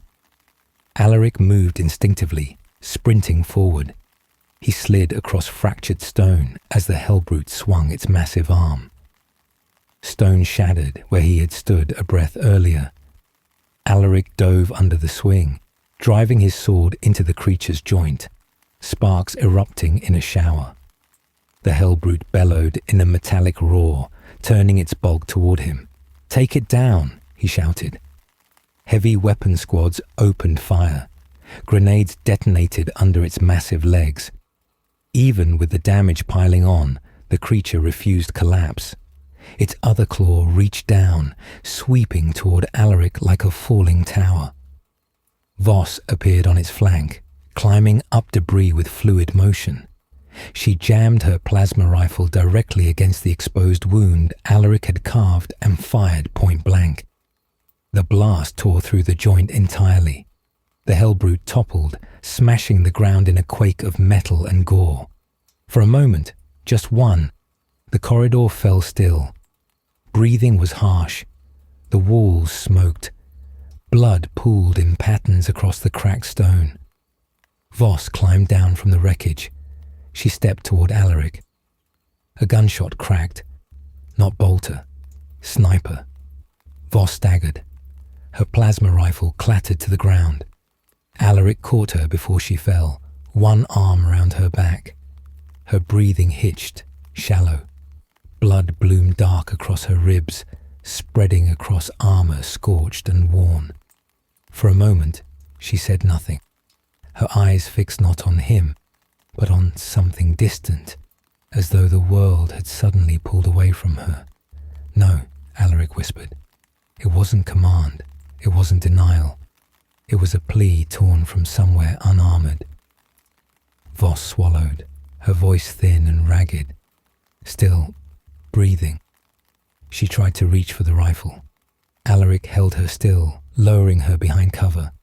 Medicae rushed forward, hands working, sealing, binding, pressing. Voss's gaze remained on Alaric's. "Don't stop," she whispered. "Don't stop." Her eyes fluttered once, but they did not close. She lived, barely, but she lived. Alaric rose slowly, and something in him had changed. Until now, he had fought to defend, to preserve, to endure. But now, he fought to hurt. He turned toward the breach where the shot had come from. The traitor sniper reloaded, black armor glinting in the warp glow. The War Master's mark was etched into the shoulder plate. Alaric didn't shout. He didn't announce. He moved, fast, silent, inevitable. He closed the distance in seconds and drove his sword through the traitor's helm with a single, clean thrust. The body collapsed, steel scraping stone.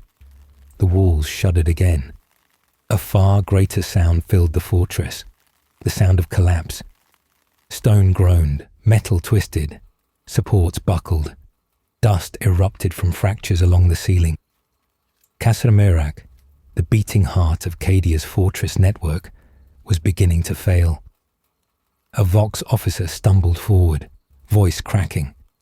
"Lord Castellan, structural integrity is compromised. The Citadel foundation is splitting along the southern spine.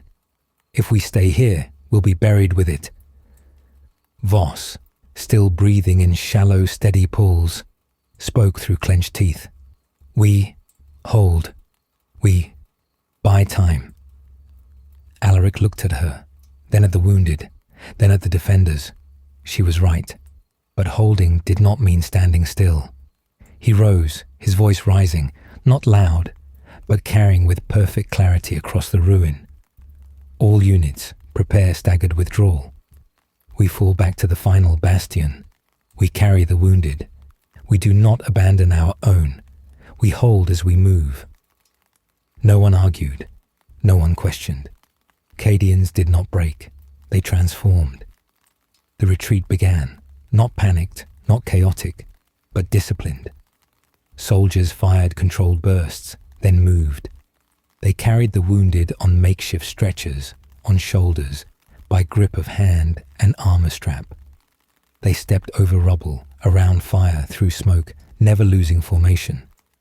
The planet breaker slammed into the outer wall again. The citadel shook. A tower collapsed, stone thunder echoing down every corridor.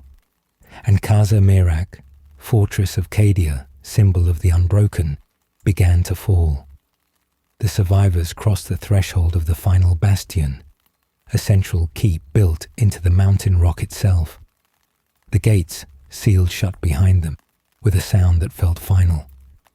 The defenders formed their final line. Alaric stood at the center, sword lowered, head bowed, not in surrender, but in preparation. The ground shook again, deep, vast, the sound of a world dying. He lifted his head. The final battle had not ended. It had condensed. Cadia would not be taken. Cadia would be remembered, and memory was a weapon sharper than any blade. Positions, Alaric said. The defenders raised their rifles. The final gate shuddered under the impact of the planet breaker's claws. The fortress stones screamed. The world groaned. And still, no one broke. The final bastion was carved into the living rock of Cadia's mountains, its walls thicker than the hulls of battleships, its corridors designed to funnel invaders into narrow killing lanes. It was a fortress built not simply to endure, but to die slowly, buying time with every meter of stone. No banners remained here, no symbols of pride or victories past. This place was not for glory. It was for last breaths. The defenders took position with the quiet steadiness of those who understood their place in history. They moved without instruction, each step guided by training written into marrow since childhood. Blood stained their armor, soot darkened their faces, and exhaustion hollowed their eyes. But their formation remained unbroken. There were fewer now, many fewer than when the siege began, but each one who remained was a wall. Alaric stood at the center of the first defensive line, where the bastion entrance widened into a hall of carved stone pillars. His sword hung heavy in his grip, not from fatigue, but from the weight of meaning. Behind him, Medicae continued to work over Voss, sealing wounds with coagulant compounds and improvised bandages. She was conscious, but still, her breath shallow, eyes half open. She watched him because movement cost too much strength. The door was the last entrance to the bastion. When it fell, there would be no more fortifications, no more fallback, no more defensive lines. Only open stone and sky. Only earth and oblivion. The gate shook under another blow. Dust rained from the ceiling. The floor shuddered. A guardsman at Alaric's side swallowed hard, his knuckles white on his lasgun. "Sir, if the planet breaker breaches the gate..." "It will breach," Alaric said. "That is not in question." The guardsman looked at him. Fear there, yes, but also something deeper, something waiting to be shaped. Alaric turned fully to face him and the others. Their faces were turned to him now, not seeking orders, but meaning. "We do not hold this bastion to protect stone," he said. His voice did not need to raise. The hall was silent enough to carry it. "We hold it because the transports are rising, because every second we stand is a second stolen from the enemy." More tremors rolled beneath their feet. The gate bulged inward, metal bending like softened bone. Alaric continued, his voice steady, even, quiet. "When they speak of Cadia in the centuries to come, they will remember not the walls we built, nor the ground we defended. They will remember why we stood at all." He raised his sword, not high, not dramatically, just enough for every soldier to see. "We stood because we were needed. We stood because the galaxy required it. We stood because no one else could." The hall did not erupt into cheers. Cadia did not cheer. But something shifted. Spines straightened, grips tightened, breath steadied. They were ready. Another blow struck the gate. This time, the metal cracked. Light seeped through the fracture. Warp light, the color of a bruise spreading across the sky. It flickered like something alive, crawling along the edges of the break. The air turned cold, then hot, Then still, a whisper crept through the hall, not from mouths, but from the warp itself. It is ending. No. Alaric stepped forward, and the whisper faded as though repelled. The gate shattered inward. Stone and metal crashed to the ground in a roar of debris and dust.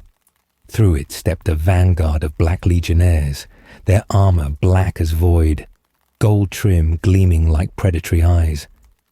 Their bolters raised, their motion unhurried, an army that knew victory not as possibility, but certainty. Behind them, the planet breaker loomed like a living mountain, pressing against the sky.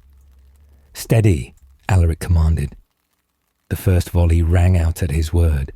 Lasfire crackled in focused bursts, striking weak points, forcing the Chaos Marines to raise shields. Heavy bolters thundered.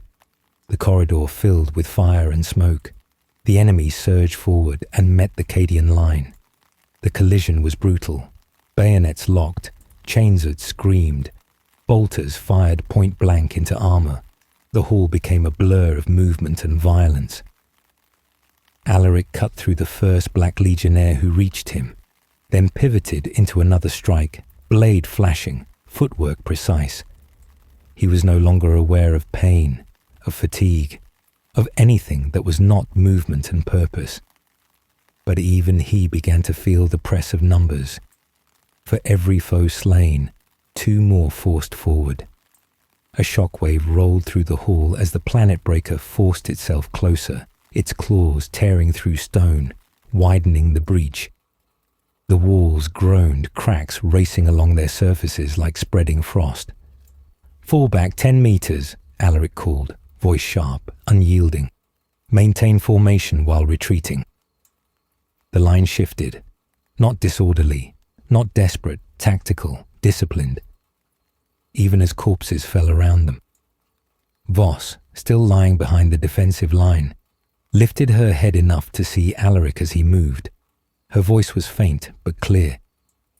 Still, breathing. He glanced at her only briefly, but that single moment struck deeper than any blade. She was the embodiment of Cadia. Not strength, not weaponry, not armor. Endurance. That was the truth he had been searching for. Cadia's strength was not the soil beneath them. It was the people who refused to let it be forgotten. The ground shook again, this time not from the planet breaker, but from above. The eye of terror flared, a pulse of light so bright it cast shadows upside down. The sky tore wider, not as rift, not as wound, but as opening. Reality stretched thin enough to break. The air vibrated. Soldiers clutched their heads. Vox channels filled with static and screams. The whisper returned, stronger now. Nothing endures. Alaric's voice broke through it, cutting clean as a blade. "We endure." He did not shout it. He stated it, as fact. The whisper recoiled, but the world did not. The planet breaker's next blow shattered the stone archway. A portion of the ceiling collapsed. A squad of defenders vanished beneath falling debris. Their cries were muffled, then silenced. Voss let out a quiet, pained breath. "Alaric, the planet is breaking." "Yes," he said. "Then we don't hold ground anymore." He looked at her. He understood. Their defense had changed purpose once again. Not to delay, not to save Cadia, but to ensure Cadia lived beyond Cadia. He stepped forward, placing a hand briefly on her shoulder, not to comfort, but to acknowledge. "Hold as long as breath remains," he said. She nodded. They both knew the time remaining was short. He turned back to the defenders. "Prepare fallback to hangar level. We escort the final transports to launch." The order rippled through the hall. A soldier near him, face smeared with soot and blood, looked up at him, not in doubt, but clarity. "We're leaving?" "Yes," Alaric answered, "even if the bastion falls." Alaric met his gaze. "We were never meant to die here. We were meant to be remembered. The soldier nodded once, fiercely. The retreat began again, but this time it was not the retreat of the desperate. It was the retreat of the immortal. The planet breaker bellowed as it forced its bulk further into the hall, stone fracturing, foundations buckling. The eye widened above. The world trembled. The defenders fell back step by step, firing in steady bursts, carrying their wounded, refusing to break. And Cadia, though dying, still stood. The retreat through the inner corridors was a tide of motion held together by sheer discipline. Boots struck the stone in steady patterns, the rhythm of trained bodies moving as one. No one ran, no one stumbled. Even those who limped matched the pace. They carried the wounded over their shoulders, dragged them by harness straps, supported them with linked arms. The dead were left only when there was no other choice, and even then, the last touch was always deliberate, a silent promise that they had not fallen unseen. The planet breaker's roars echoed behind them, muffled by walls but vibrating bone.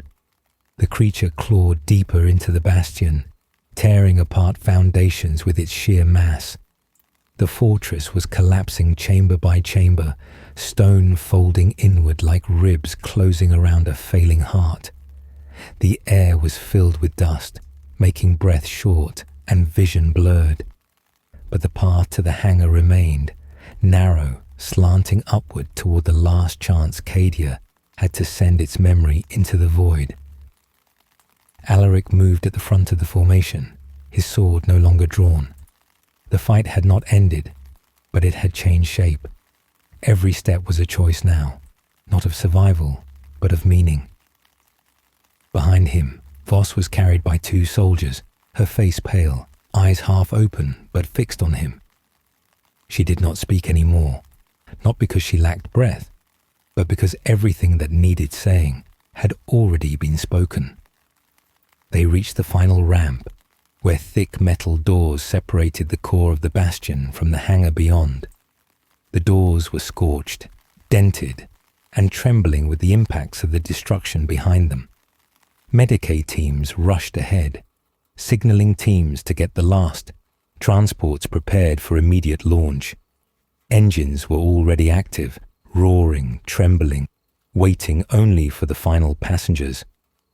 But before the doors could open, the ground heaved, a tremor so deep and violent that the entire corridor buckled.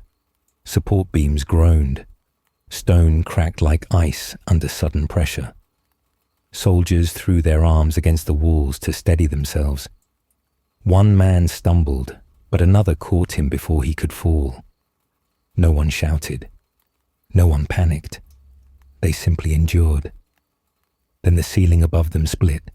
A scar of white light tore through the stone as fragments cascaded downward. Alaric shouted, pushing soldiers aside, shielding Voss with his body as debris crashed around them. Dust swallowed the world. The roar of collapsing rock drowned all hearing. When the tremor passed, the corridor was choked with rubble, air thick enough to drink. Some soldiers coughed, others rose in silence. A few did not rise at all. Their bodies lay still, pale under dust. Voss drew in a rattling breath. Alaric turned, brushing dust from her face with a gentleness more precise than any strike he had ever dealt. She opened her eyes fully, just for a moment. "Still, here," she whispered. He nodded. "Still here." But the way she looked at him held something final. Before either could speak, the metal of the hangar door dented inward. A booming impact, followed by the scream of metal tearing. The planet breaker was no longer forcing its way through corridors. It was tearing through the mountain itself, ripping away stone like wet parchment.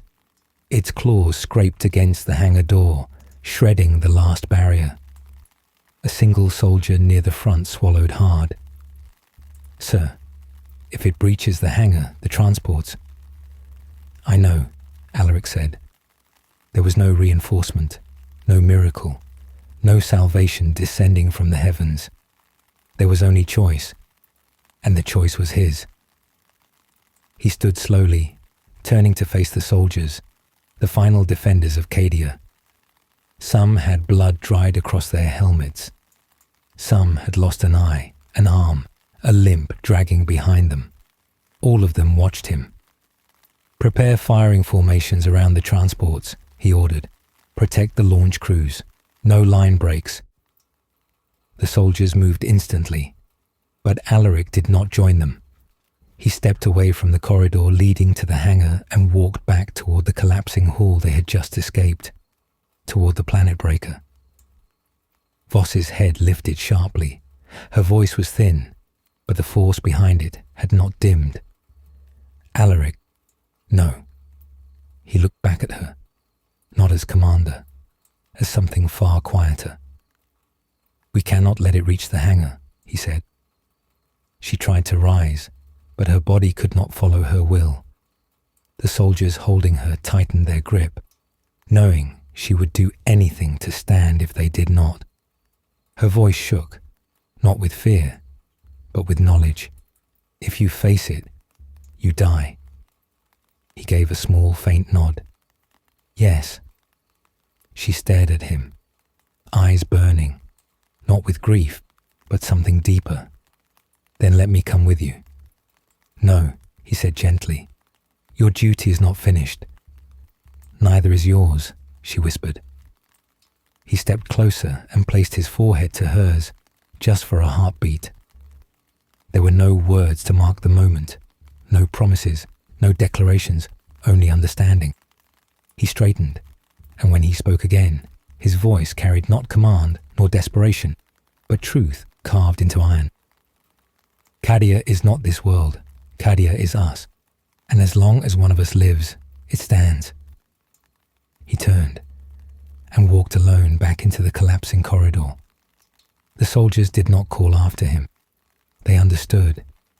The planet breaker's form loomed in the dust, massive, grotesque, a silhouette of apocalypse.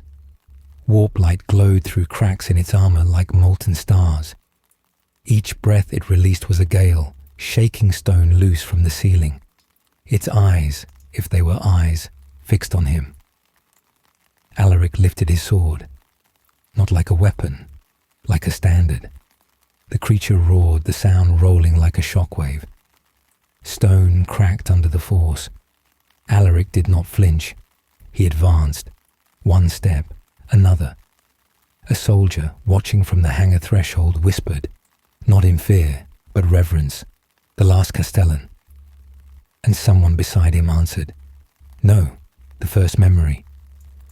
Alaric reached the creature's shadow. He raised the sword high, and the world above him split open. The eye of terror engulfed the sky, not as sky, not a storm, as reality. Warp light cascaded downward in a tide. The mountain trembled, the planet groaned, and someone, somewhere spoke a single word that traveled through stone, through flesh, through time itself. "Stand, not survive, not win, stand." The planet breaker lunged. Alaric met it, and the world shattered. The impact of Alaric and the planet breaker meeting shook the dying fortress like a bell tolling the end of all things. The creature's claw descended with the weight of mountains, shattering stone and sending a plume of dust into the air. Alaric evaded by a hair's breadth, feeling the shockwave roll through his bones. He drove his blade upward, carving along the limb where metal and flesh fought for dominance. Sparks flew, warp blood hissed, and the creature bellowed, a sound that made the very air bend. The corridor around them groaned. Pillars cracked, the ceiling sagged. Each motion they made threatened to bring the bastion down in full collapse, but neither hesitated. The planet breaker shifted, its colossal bulk grinding against the stone, tearing through the mountain wall with raw force. The ground tilted under the weight of its presence. Dust turned the air into a choking haze where firelight and warp light blended into one impossible glow. Alaric pushed off a shattered column and lunged again, sword sweeping in a precise arc meant not to kill. A thing like this could not be killed by mortal hands, but to delay, to wound, to force hesitation. The blade struck deep, and warp ichor spilled in a spray that steamed as it hit the ground. The creature roared again, thrashing, its massive frame shaking the corridor so violently that stone fell in heavy slabs from above. The mountain would not hold, but it did not need to. Only moments, only seconds, just enough for the last transports to escape. Behind Alaric, the hangar doors were still open. Voss lay just beyond them. Her breathing was shallow, her eyes fixed on the battle, her hand clenched around the shoulder of the soldier supporting her. She could not move toward the fight. Her body no longer obeyed her will, but she watched every motion. She saw the ceiling crack. She saw the dust rise. She saw the creature recoil and strike again, claws slashing wide. And she saw Alaric meet it, not with speed or power, but with the quiet inevitability of someone who had already accepted the cost. He ducked under the swing, sliding across fractured stone. His knee buckled. He staggered, caught himself, rose again. There was no pause, no slowing. He was a soldier of Cadia. He moved until there was no body left to move. The planet breaker slammed a limb downward. Alaric braced his sword horizontally, catching the blow.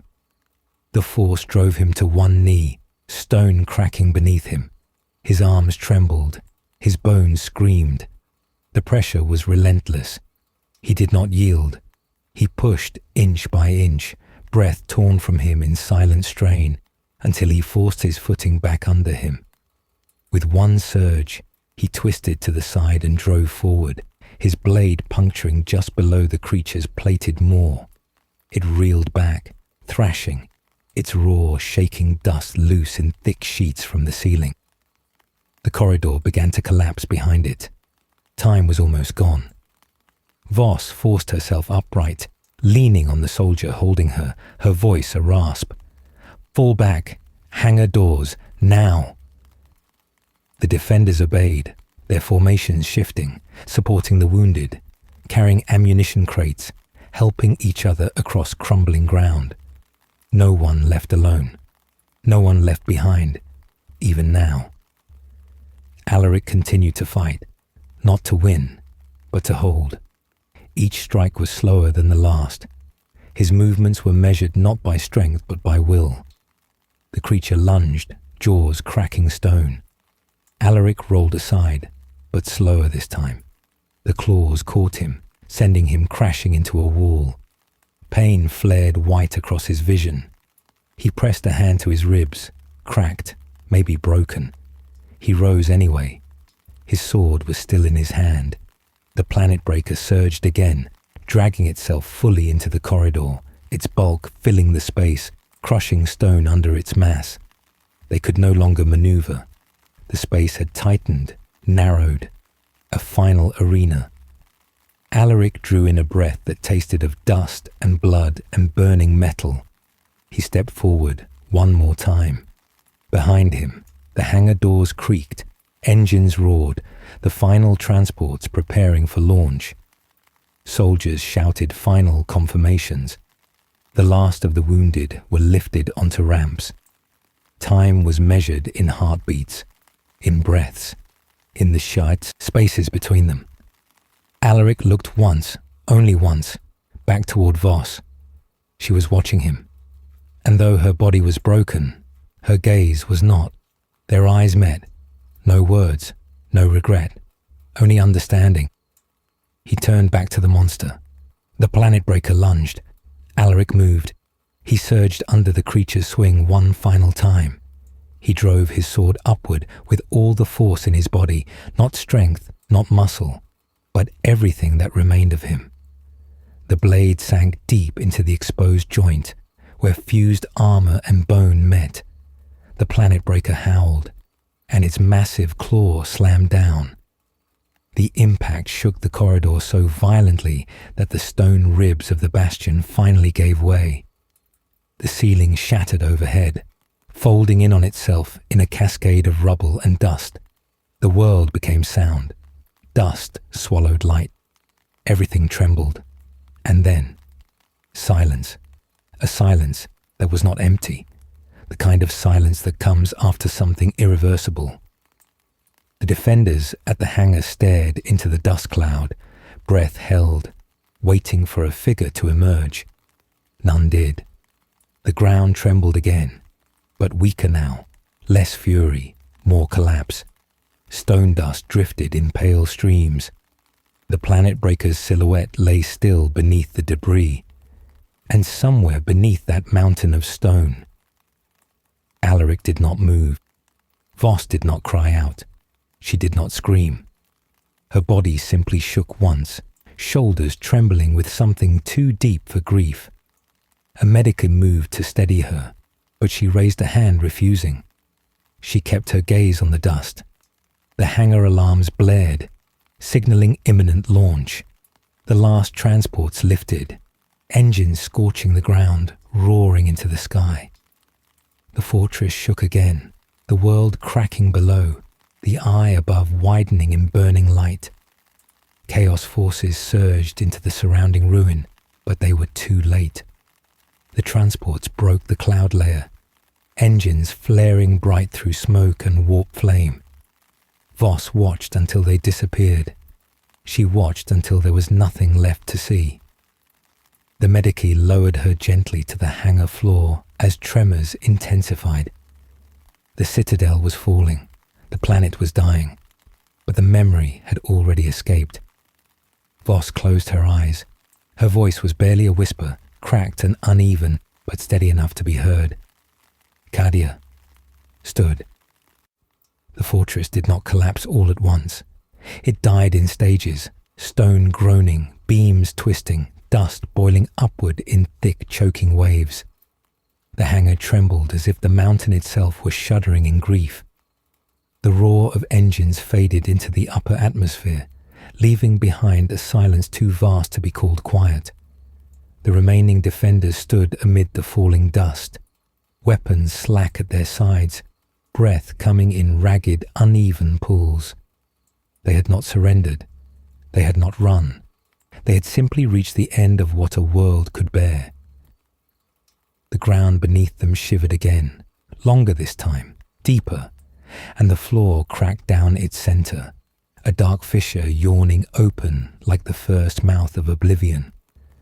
A flock of birds, those few that had survived the fires, exploded upward from the mountainside, screeching in panic as the air warped around them. The sky was no longer a sky. It was a churning veil of bruised violet and flickering stars that were not stars. The eye of terror had widened so far that the horizon itself seemed consumed. Voss remained where she had been laid, sitting upright only because two soldiers held her steady. Her gaze did not soften. Her breathing was shallow and slow, each inhale a thread she fought to keep from breaking. The medici attending her spoke quietly, trying to coax her into lying back, but she ignored him. Her eyes were fixed on the collapsed corridor, on the place where Alaric had vanished. She did not blink. The survivors gathered near the hangar mouth, some kneeling, others standing with weapons in hand, though there was no formation left to keep, no orders, no defense lines. They were simply waiting for whatever came next.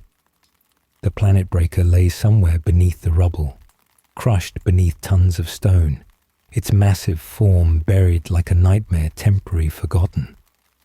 But the stillness was not victory. Nothing that had happened here could be called victory. Outside, beyond the hangar's fractured bay doors, the world of Cadia was splitting apart. Chasms ran across the plains and swallowed entire regiments. Mountains folded like torn parchment. Cities that had stood for millennia crumbled into dust. their bastion towers sinking into the planet's ruptured veins. The plateaus of Organtal fell into the Moor Rift. The casas burned. The Cadian gate warped and twisted as the eye of terror reshaped the sky. The world that had stood against gods was dying, but not quietly. A klaxon sounded, weak, flickering, more memory than machine. The last atmospheric warning. The bastion had minutes, maybe less. The soldiers knew. None asked for clarification. Voss drew a slow breath. How many transports made it? The medicae hesitated, then answered. 3 transports broke atmosphere. 2 more, disengaging from air defense now. Her lips parted, not to speak, but because there was relief. Relief and something like acceptance. She had not bled or fought or endured for the stones under her. She had lived for the people those transports carried. Cadia was not soil. Cadia was its sons and daughters. A distant explosion rolled through the hangar as part of the western cliff face sheared away, falling in a thunderous cascade. The ground lurched sideways. Soldiers staggered. A few collapsed, unable to rise again. No one blamed them. Outside, the sky split in another pulse of warp light, and through it, descending in a rain of fire and shadow, came the War Master. Abaddon did not stride through rubble. He did not leap across wreckage. He walked, each step deliberate, heavy, measured. His armor bore the marks of ancient wars.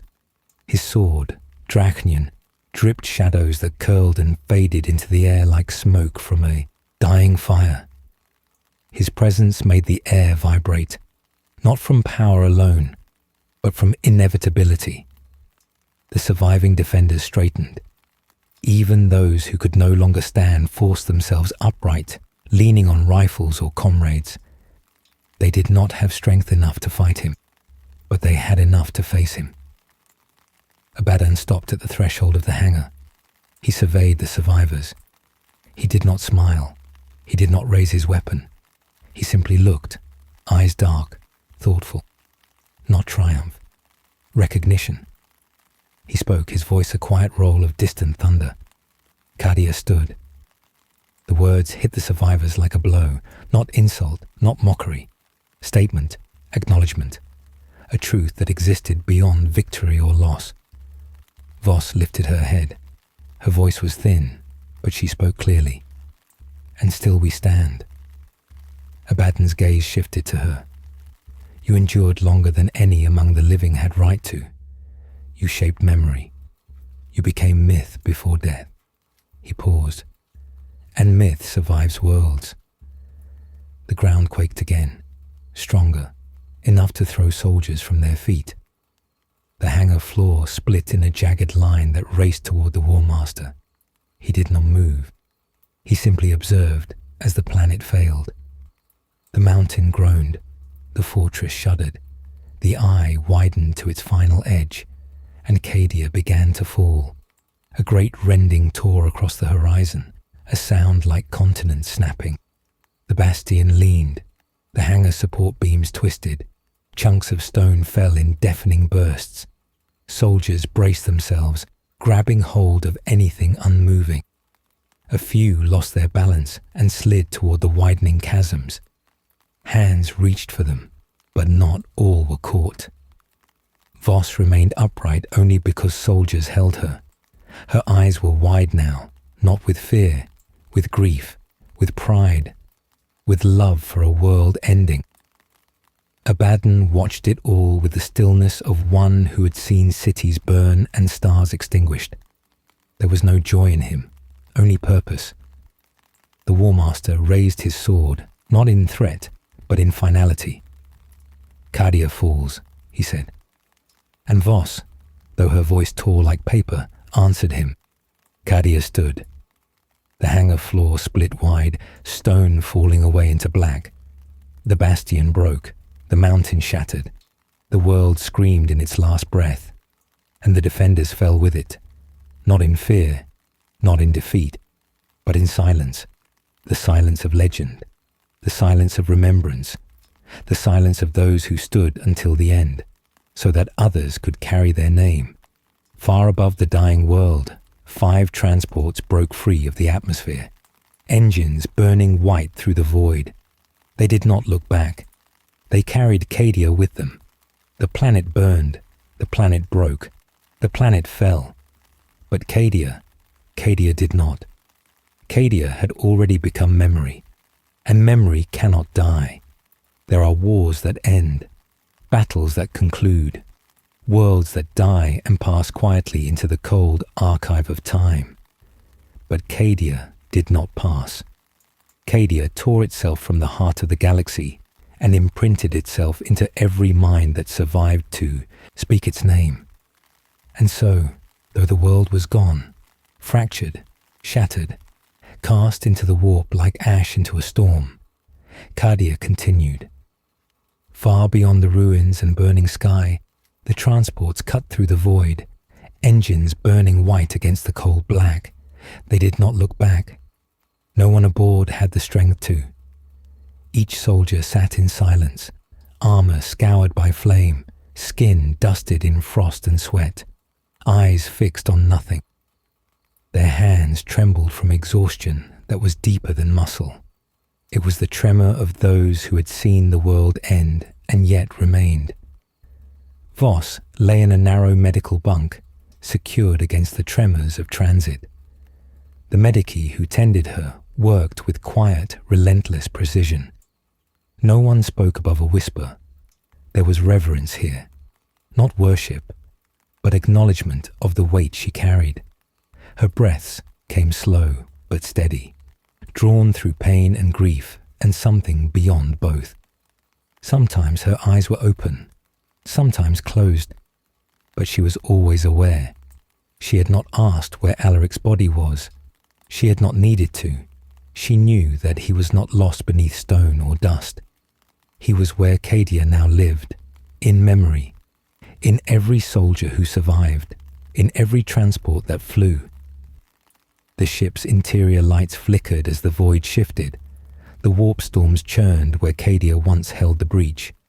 Now nothing held it back. The galaxy shook beneath the change. Systems along the Cadian gate flickered with instability, star charts rewriting themselves in real time.